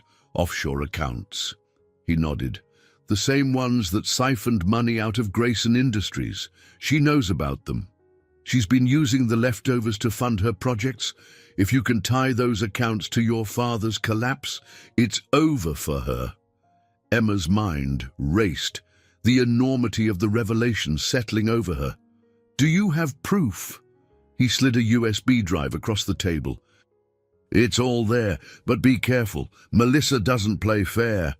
Emma took the drive, her fingers trembling. "Why are you doing this?"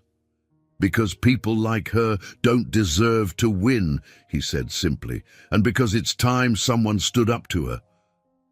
As Emma left the cafe, Alexander followed at a discreet distance, his expression tense. When they reached the car, he turned to her, his eyes narrowing as he spotted the drive in her hand. "Did he give you something?" he asked. Emma nodded, holding it up. "Evidence. If it's real, it could be the final blow." Alexander's lips curved into a faint smile. "Then let's make sure it is." As they drove back to the penthouse, Emma felt a spark of hope reignite in her chest. The fight wasn't over, but for the first time, victory felt within reach. The penthouse was eerily quiet as Emma and Alexander sat in the study, the USB drive resting ominously on the desk between them. Alexander's tech specialist, a sharp-eyed woman named Claire, worked swiftly at the computer, pulling files from the drive while her fingers flew across the keyboard. "This is gold," Claire said, her voice laced with awe. "Bank statements, wire transfers, and even internal correspondence. It's all here. Offshore accounts linked directly to William Harrington's shell companies. And look at this." She clicked a few keys, bringing up an email exchange between Melissa and her father. She knew everything. Emma leaned forward, her heart pounding as she scanned the emails. The correspondence detailed Melissa's involvement in managing the accounts after her father's death, siphoning money for personal ventures while maintaining the Harrington family's facade of success. "She's been living off stolen money," Emma said, her voice trembling. "Money that should have been my father's, my family's." Alexander placed a hand on her shoulder, his touch grounding.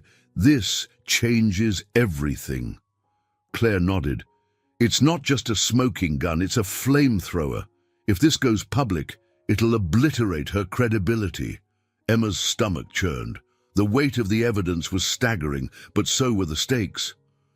"If we release this, it'll ruin her, her career, her name. Everything." "She deserves it," Alexander said firmly, his voice like steel. "After what she and her father did to your family, to you, this is justice." Emma hesitated, her mind racing. She thought of her father, his quiet dignity even in the face of ruin, and the years she'd spent scraping by with nothing but the truth of his innocence to hold on to. She looked at Alexander, her voice quiet but resolute. "Then let's do it." The next day, Emma and Alexander held a press conference in a small but elegant venue, its intimate setting chosen to underscore the gravity of their revelations. Cameras flashed as journalists packed the room, their murmurs filling the air with anticipation. Emma stood at the podium, Alexander by her side. She had spent the night rehearsing her statement, but as she looked out at the expectant faces, the words she had prepared felt distant and hollow. Instead, she spoke from the heart. "My name is Emma Grayson," she began, her voice steady despite the nerves coiled in her chest. "For years, my family's name has been tied to a narrative of failure and disgrace, a narrative carefully constructed to hide the truth." She paused, her gaze sweeping the room. "Today, I'm here to set the record straight. The collapse of Grayson Industries was not the result of my father's mismanagement, as many have been led to believe. It was the deliberate work of William Harrington, aided by financial manipulation and deceit." The murmurs in the crowd grew louder, but Emma pressed on. "Evidence uncovered by my team reveals that Melissa Harrington, his daughter, not only knew of these actions, but has been benefiting from the stolen funds ever since." She gestured to Alexander, who stepped forward and handed a file to the nearest journalist. "This contains proof, bank statements, wire transfers, and email correspondence, detailing the offshore accounts used to siphon money from Grayson Industries." The room erupted into chaos, journalists shouting questions as Emma stepped back from the podium. Alexander placed a reassuring hand on her back, guiding her toward the exit. "You did it," he said quietly as they slipped into a private corridor. "You told your story, and they listened." Emma nodded, her heart racing. "Now we just have to wait and see what they do with it." The fallout was immediate and far-reaching. News outlets exploded with the story, dissecting every piece of evidence and uncovering years of corruption hidden behind the Harrington family's polished image. Melissa's attempts to discredit Emma crumbled under the weight of the undeniable truth. Emma sat on the couch in the penthouse, scrolling through her phone as headline after headline chronicled the scandal. Harrington heiress exposed, financial crimes, rock prominent family. Grayson legacy vindicated as evidence reveals, years of fraud. Emma Grayson speaks out, the fight for justice after decades of deceit. She set the phone down, her chest tightening with a mix of relief and exhaustion. It was over. The truth was finally out, and her father's name had been cleared. Alexander entered the room, a small smile playing on his lips. "It's everywhere," he said, sitting beside her. "Every network, every platform. The Harringtons are finished." Emma exhaled, the weight she'd carried for so long beginning to lift. "I didn't think it would feel like this." "Like what?" Alexander asked gently. "Like I can breathe again," she said, her voice thick with emotion. Alexander placed a hand over hers, his touch warm and steady. "You earned this, Emma. You fought for it." Emma looked at him, her eyes shining. "I couldn't have done it without you." He smiled, his voice soft. "I told you, we're in this together." For the first time in years, Emma felt a sense of peace settle over her. The fight had been long and brutal, but she had emerged stronger, more certain of herself than ever before. She had reclaimed her father's name and her own, proving that even against the odds, the truth could prevail. And as she sat beside Alexander, she realized that in fighting for justice, she had found something else, something worth holding on to. The city seemed quieter in the wake of the scandal, though Emma knew it was only an illusion. Beneath the calm, the pieces of Melissa Harrington's carefully constructed empire were crumbling. News outlets dissected every detail of the evidence, and public opinion turned sharply against her. The woman who once exuded untouchable power was now the subject of scorn and ridicule. Emma sat in the penthouse's living room, the late afternoon sunlight casting long shadows across the room. She stared out at the skyline, her tea untouched on the table beside her. The fight was over, but she didn't feel victorious, just tired. "You're brooding again," Alexander said as he entered the room, his voice carrying a note of teasing warmth. He set down his briefcase and loosened his tie before sitting beside her. "You've been staring out that window for an hour." Emma glanced at him, a small smile tugging at her lips. "Just thinking." "About?" he asked, leaning back and studying her.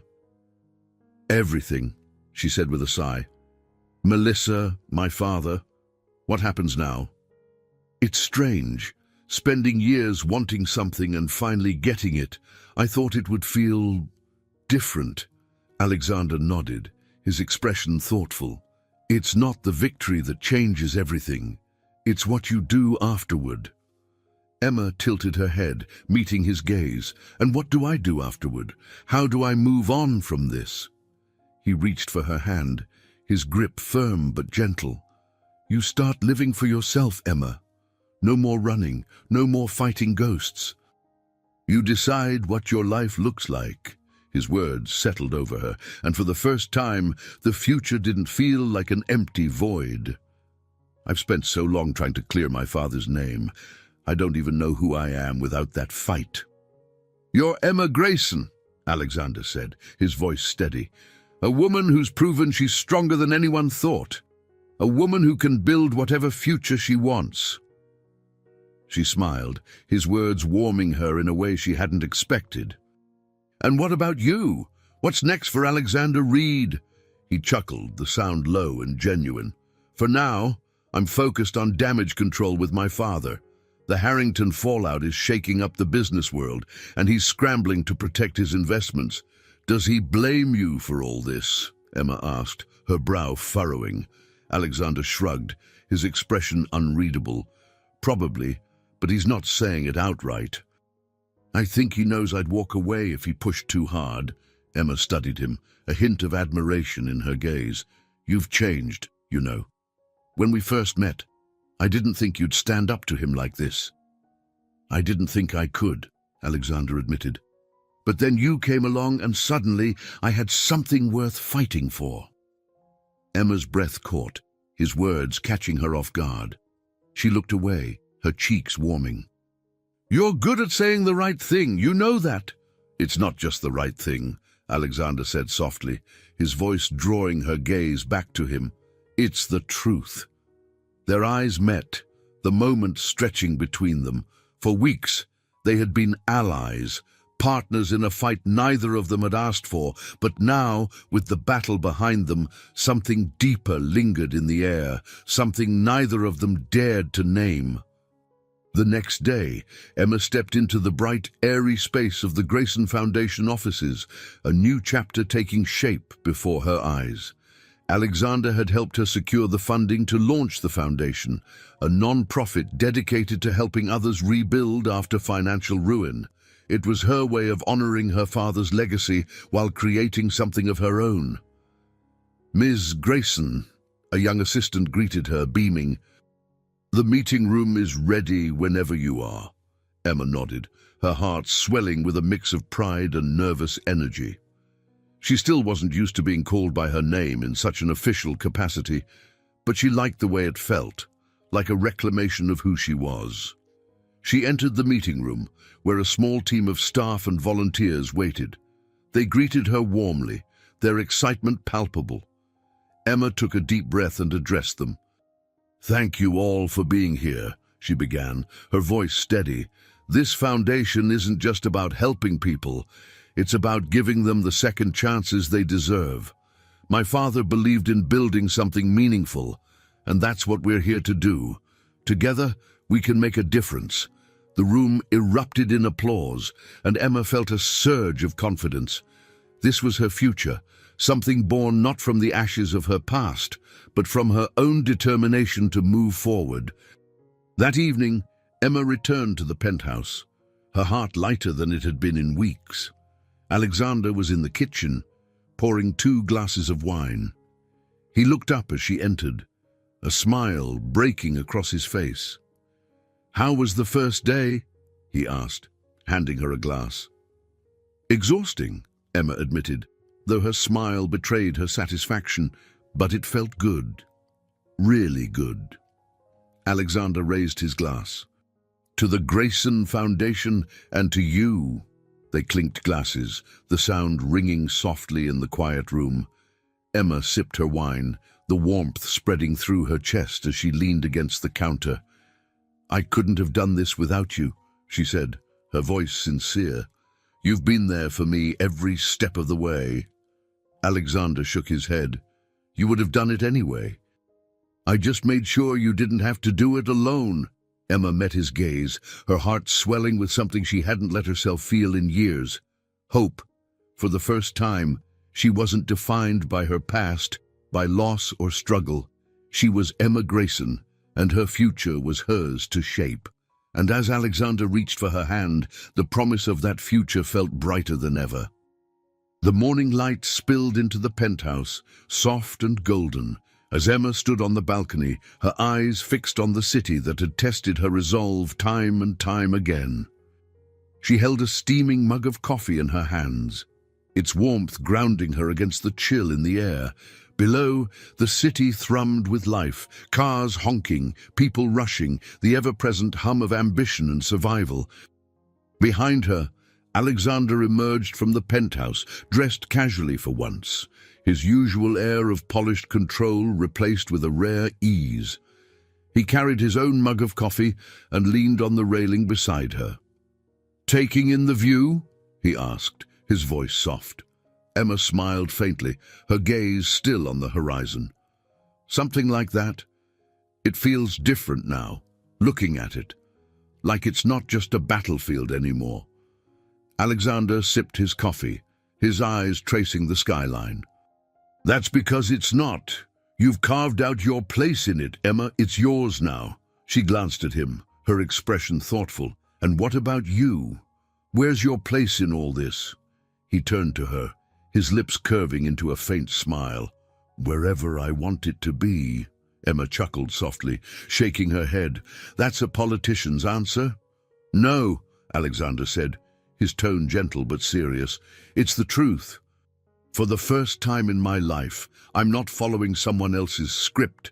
I'm making my own choices." Emma's heart tightened at his words, the honesty in his voice stirring something deep within her. "And are you happy with the choices you've made?" Alexander's gaze held hers, unflinching. "I am." The weight of his words lingered in the air between them, the unspoken truths they had danced around for weeks, finally pressing against the edges of their carefully constructed walls. Emma looked away first, her cheeks warming as she focused on the city below. "I never thanked you," she said quietly, "for standing by me, for helping me fight for my father's name. I don't think I could have done it without you." Alexander's voice softened.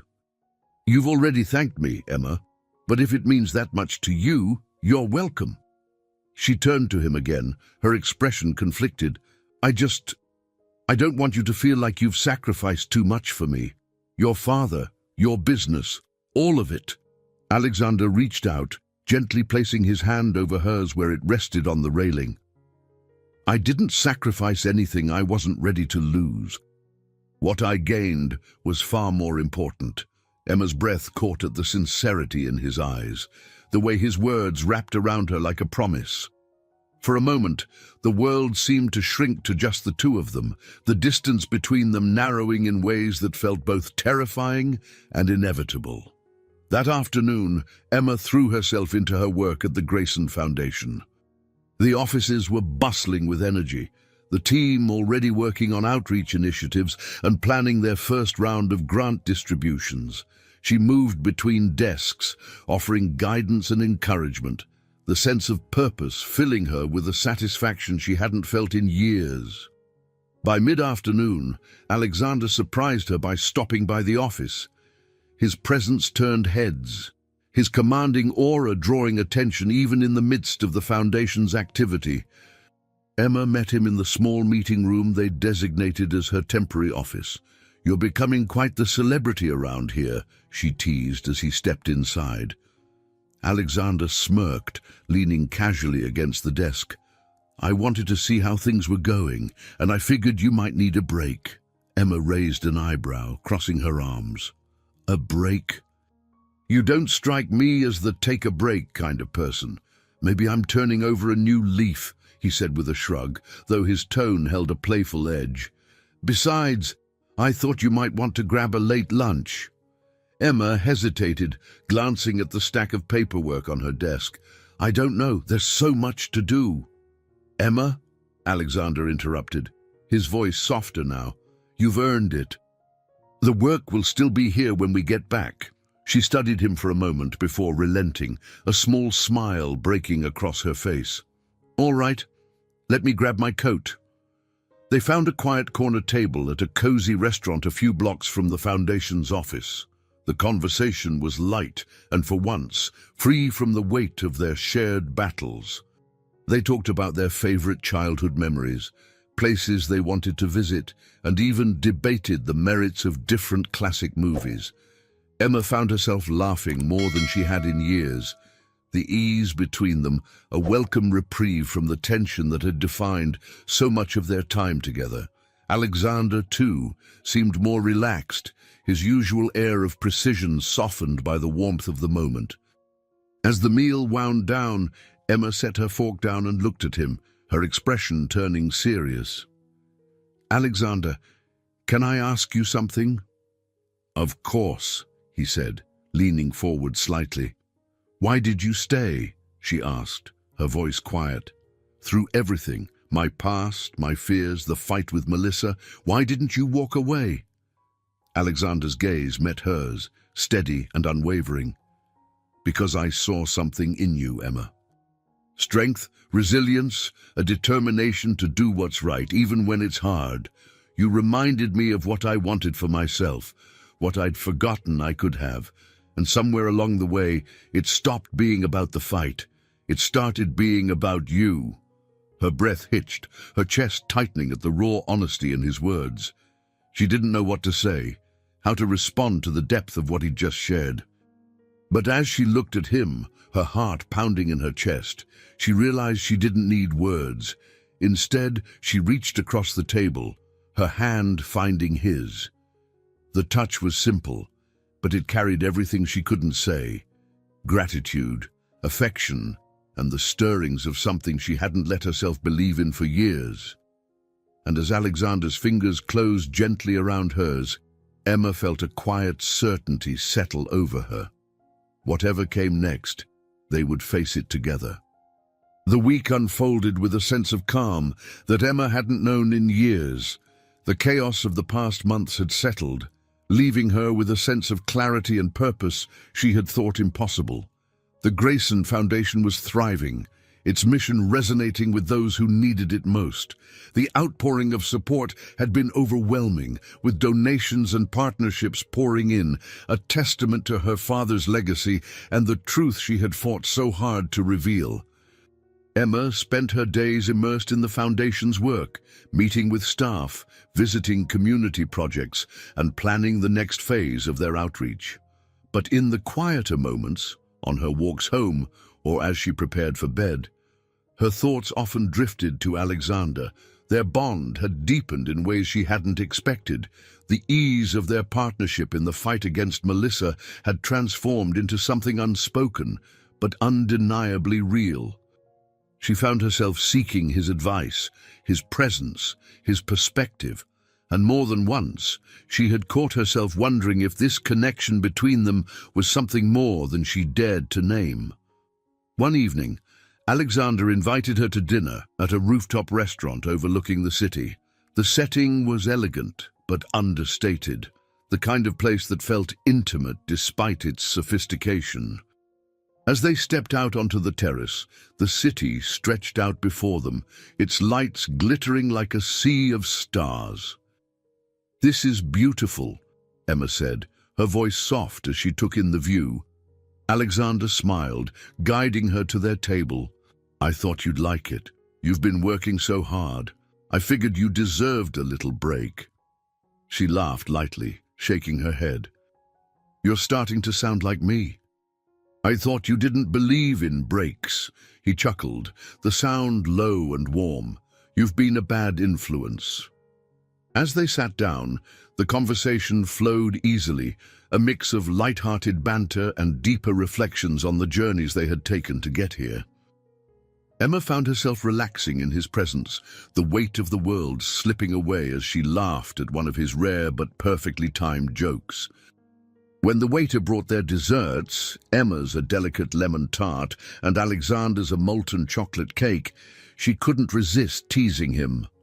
"I wouldn't have pegged you as a chocolate guy," she said with a grin. He shrugged, a faint smirk tugging at his lips. "It's a guilty pleasure. Don't tell anyone. It'll ruin my image." They laughed, the sound carrying on the cool night air, but as the laughter faded, a comfortable silence settled between them. Alexander leaned back slightly, his expression thoughtful. "Emma," he began, his voice quieter now, "there's something I've been meaning to say." She looked up from her tart, her heart skipping a beat at the seriousness in his tone. "What is it?" He hesitated for a moment, as though weighing his words.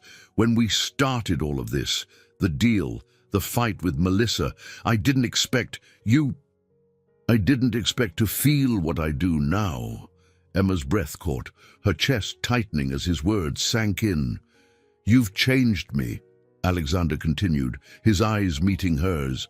"You reminded me what it means to fight for something real, to stand up for what matters. And somewhere along the way, you became more than just my partner in this. You became someone I care about deeply." Her cheeks warmed, her heart pounding as she searched his gaze. "Alexander, I know this isn't what either of us planned," he said, his voice steady but vulnerable. "But I don't want to pretend anymore. I care about you, Emma. And if there's a chance you feel the same way—" Emma set down her fork, her hands trembling slightly as she reached across the table to take his. The sincerity in his eyes, the raw honesty in his words, left her no room for doubt. "I do," she said softly. "I didn't think I could trust anyone again, not after everything. But you've been there for me, even when I didn't think I deserved it. And somewhere along the way, you became more than just someone I needed. You became someone I want." Alexander's lips curved into a smile, the kind that reached his eyes. "Then I guess that makes two of us."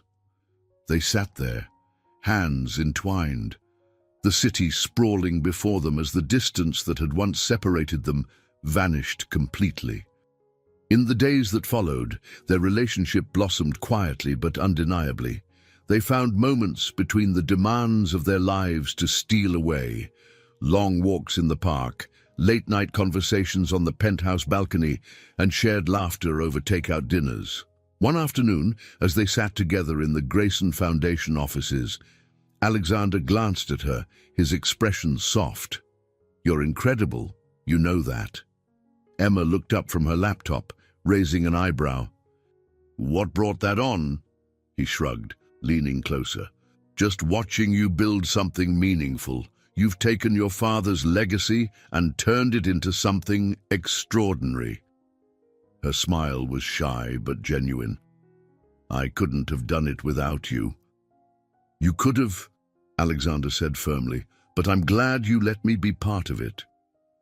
Emma reached for his hand, the gesture simple but filled with meaning. "You're not just part of it, Alexander. You're part of my life now." His fingers tightened around hers, his gaze warm and unwavering. "And you're part of mine." As the city bustled outside the office windows, Emma felt a quiet certainty settle over her. The path she had walked to get here had been long and painful, but it had brought her to this moment, to this man, and to a future she was finally ready to embrace. And for the first time in years, Emma Grayson wasn't looking back. She was looking forward, toward a horizon filled with hope, purpose, and love. The morning air in Manhattan carried a hint of spring, the promise of renewal evident in the budding trees lining the streets. Emma stepped into the Grayson Foundation's office, greeted by the hum of activity. Her team was abuzz with energy, preparing for their first major gala, an event meant to celebrate the Foundation's success and solidify its standing among the city's elite philanthropists. As she walked through the office, Emma couldn't help but feel a swell of pride. This was her creation, born from the ashes of her father's name and fueled by her determination to make something good out of all that had happened. It was no longer about clearing his name or seeking justice. It was about building something lasting.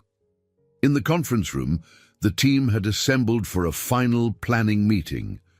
Emma took her seat at the head of the table, her confidence growing with each passing day.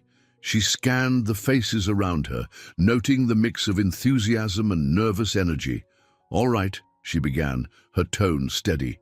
"Let's go over everything one last time. This gala is our chance to show the world what we've accomplished and what we're capable of.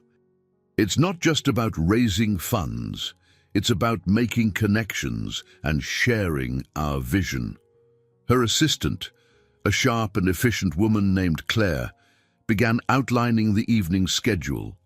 The guest list included influential figures from across the city, business leaders, politicians, and even a few celebrities.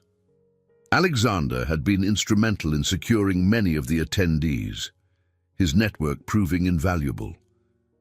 As the meeting wrapped up, Emma felt a hand on her shoulder. She turned to see Alexander, his presence a steadying force as always. "You're ready for this," he said simply, his eyes holding hers. "I think I am," Emma replied, her smile soft. "It's just a lot." He nodded, his voice low and reassuring. "It's supposed to be. But you've faced bigger challenges than this, and you've come out stronger every time." Emma let his words settle over her, their truth warming her in a way she hadn't expected. "Thank you," she said quietly. "Always," Alexander replied, his lips curving into a small smile. That evening, the gala was a dazzling affair. The venue, a historic ballroom draped in soft golds and whites, was filled with the hum of conversation and the clinking of glasses. Emma stood near the entrance, greeting guests with a calm confidence that belied the nervous flutter in her chest. Alexander stood at her side, his presence both grounding and magnetic. He exuded the kind of quiet authority that made people take notice, and Emma couldn't help but feel grateful for his unwavering support. As the evening unfolded, Emma moved through the crowd, speaking passionately about the Foundation's mission and the impact it had already made. She found herself surrounded by allies, people who believed in what she was building and wanted to help. Near the bar, she caught sight of Melissa Harrington. The former socialite's presence at the gala was unexpected, though perhaps inevitable. Melissa's once pristine reputation had been shattered by the scandal Emma had exposed, and she now moved through the room like a shadow of her former self. Emma approached cautiously, her heels clicking softly against the polished floor. Melissa turned, her expression neutral but guarded.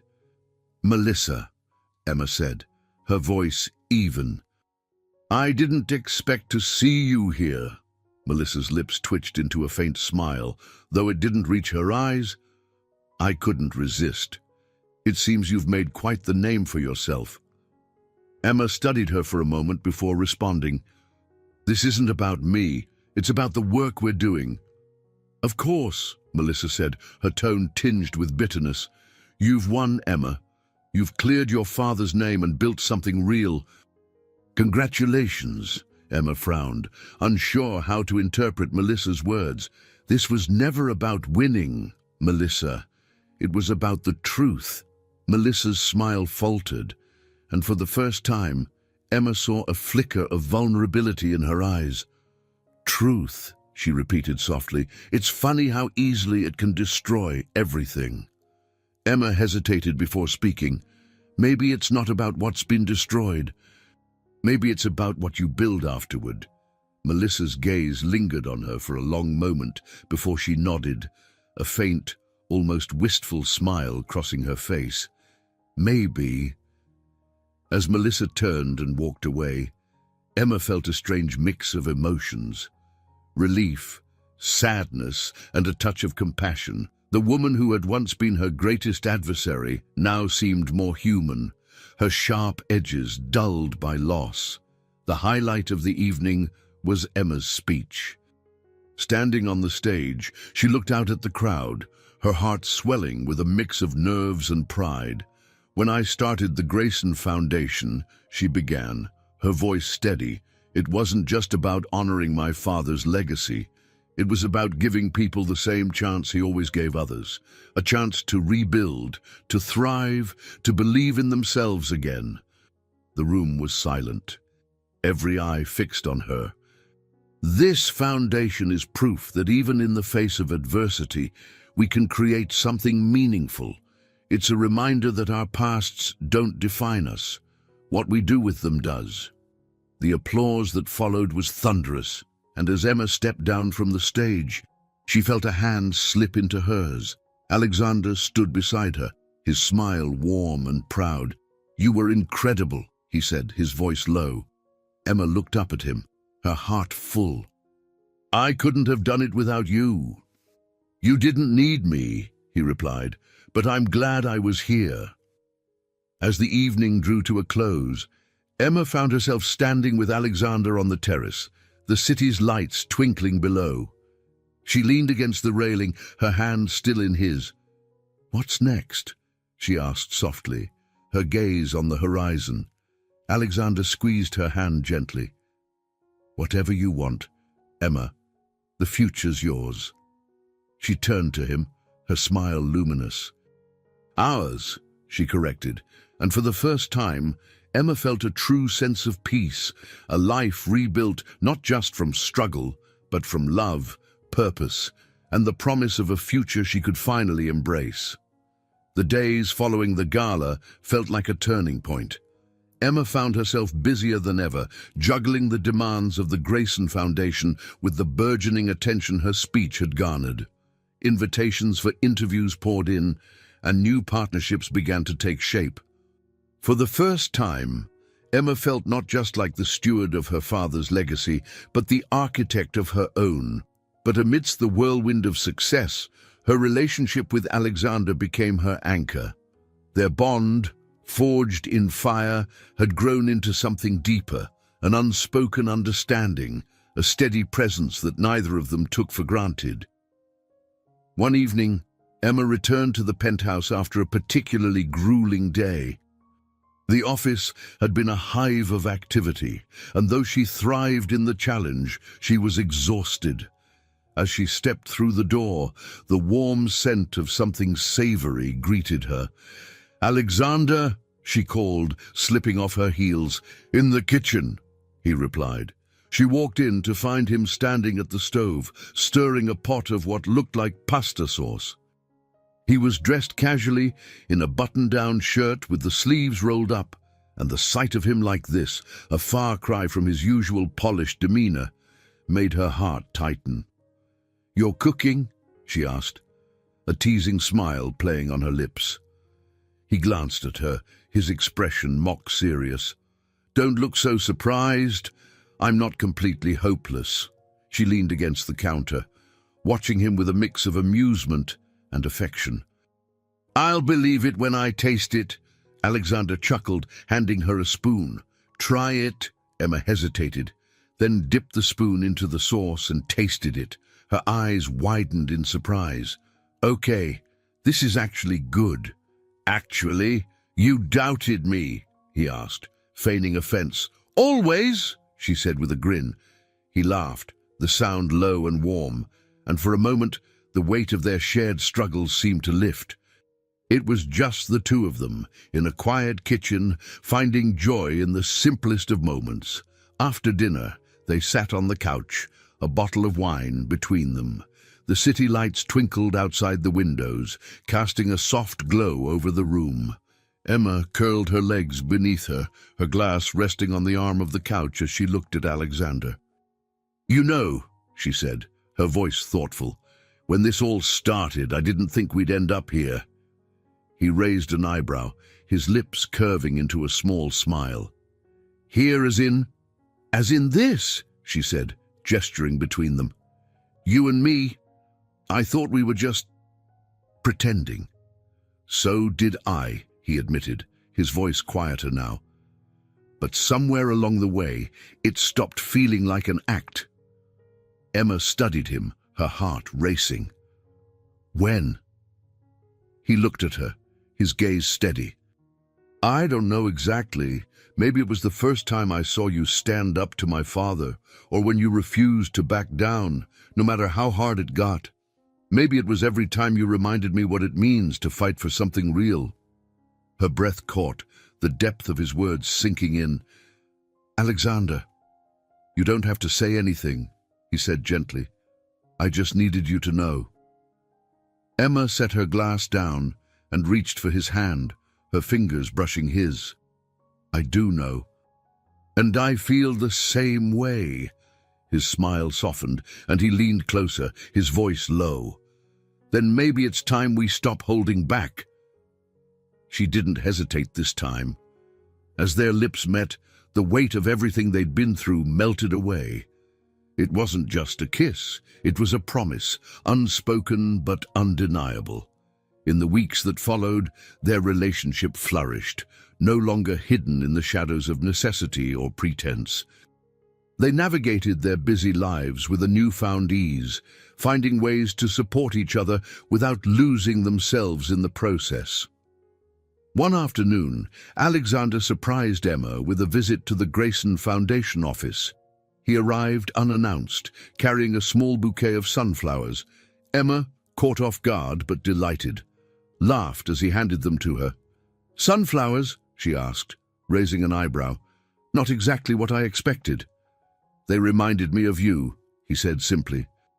"Bright, resilient, and impossible to ignore." Her cheeks warmed as she placed the bouquet on her desk. "You're surprisingly poetic for a businessman." "I have my moments," he replied with a grin. Their light-hearted banter was interrupted by Claire, who poked her head into the office. "Sorry to interrupt, but Emma, there's someone here asking to see you. A young woman says her name is Lily." Emma's smile faltered, recognition flashing in her eyes. "Lily? As in—" "Lily Carter," Claire confirmed. Alexander's expression darkened at the mention of the name. "Daniel's sister." Emma nodded, her heart sinking. "I'll handle it." Claire left, and Emma glanced at Alexander. "You don't have to stay." "I'm not going anywhere," he said firmly. When Lily entered, she looked nervous, her hands clasped tightly in front of her. She was younger than Emma remembered, her face soft and unguarded in a way that reminded Emma of herself before everything had fallen apart. "Emma," Lily said, her voice tentative, I didn't know where else to go." Emma gestured for her to sit. "What's going on?" "It's Daniel," Lily said, her voice trembling. "He's in trouble, and I think he's going to try to drag you into it." Emma exchanged a look with Alexander, her chest tightening. "What kind of trouble?" Lily hesitated, her voice barely above a whisper. "Financial trouble. He's been using your story, twisting it to make himself look like a victim. He's trying to pull investors into some kind of scheme." Emma's jaw tightened, anger simmering beneath her calm exterior. "And he's using my name to do it." Lily nodded, her eyes pleading. "I didn't know who else to warn." "Please, you have to stop him." Alexander placed a steadying hand on Emma's shoulder. "We will." Emma met Lily's gaze, her voice firm. "Thank you for coming to me.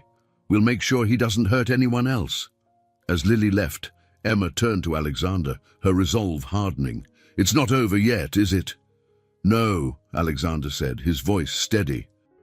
"But this time, we're ready." And as they stood together in the quiet of the office, Emma knew that whatever came next, she wouldn't face it alone. They were a team now, stronger together than they had ever been apart. I hope you enjoyed today's story. Subscribe to the channel so you don't miss more stories like this. Leave a like and comment below what you thought of the story. See you in the next video.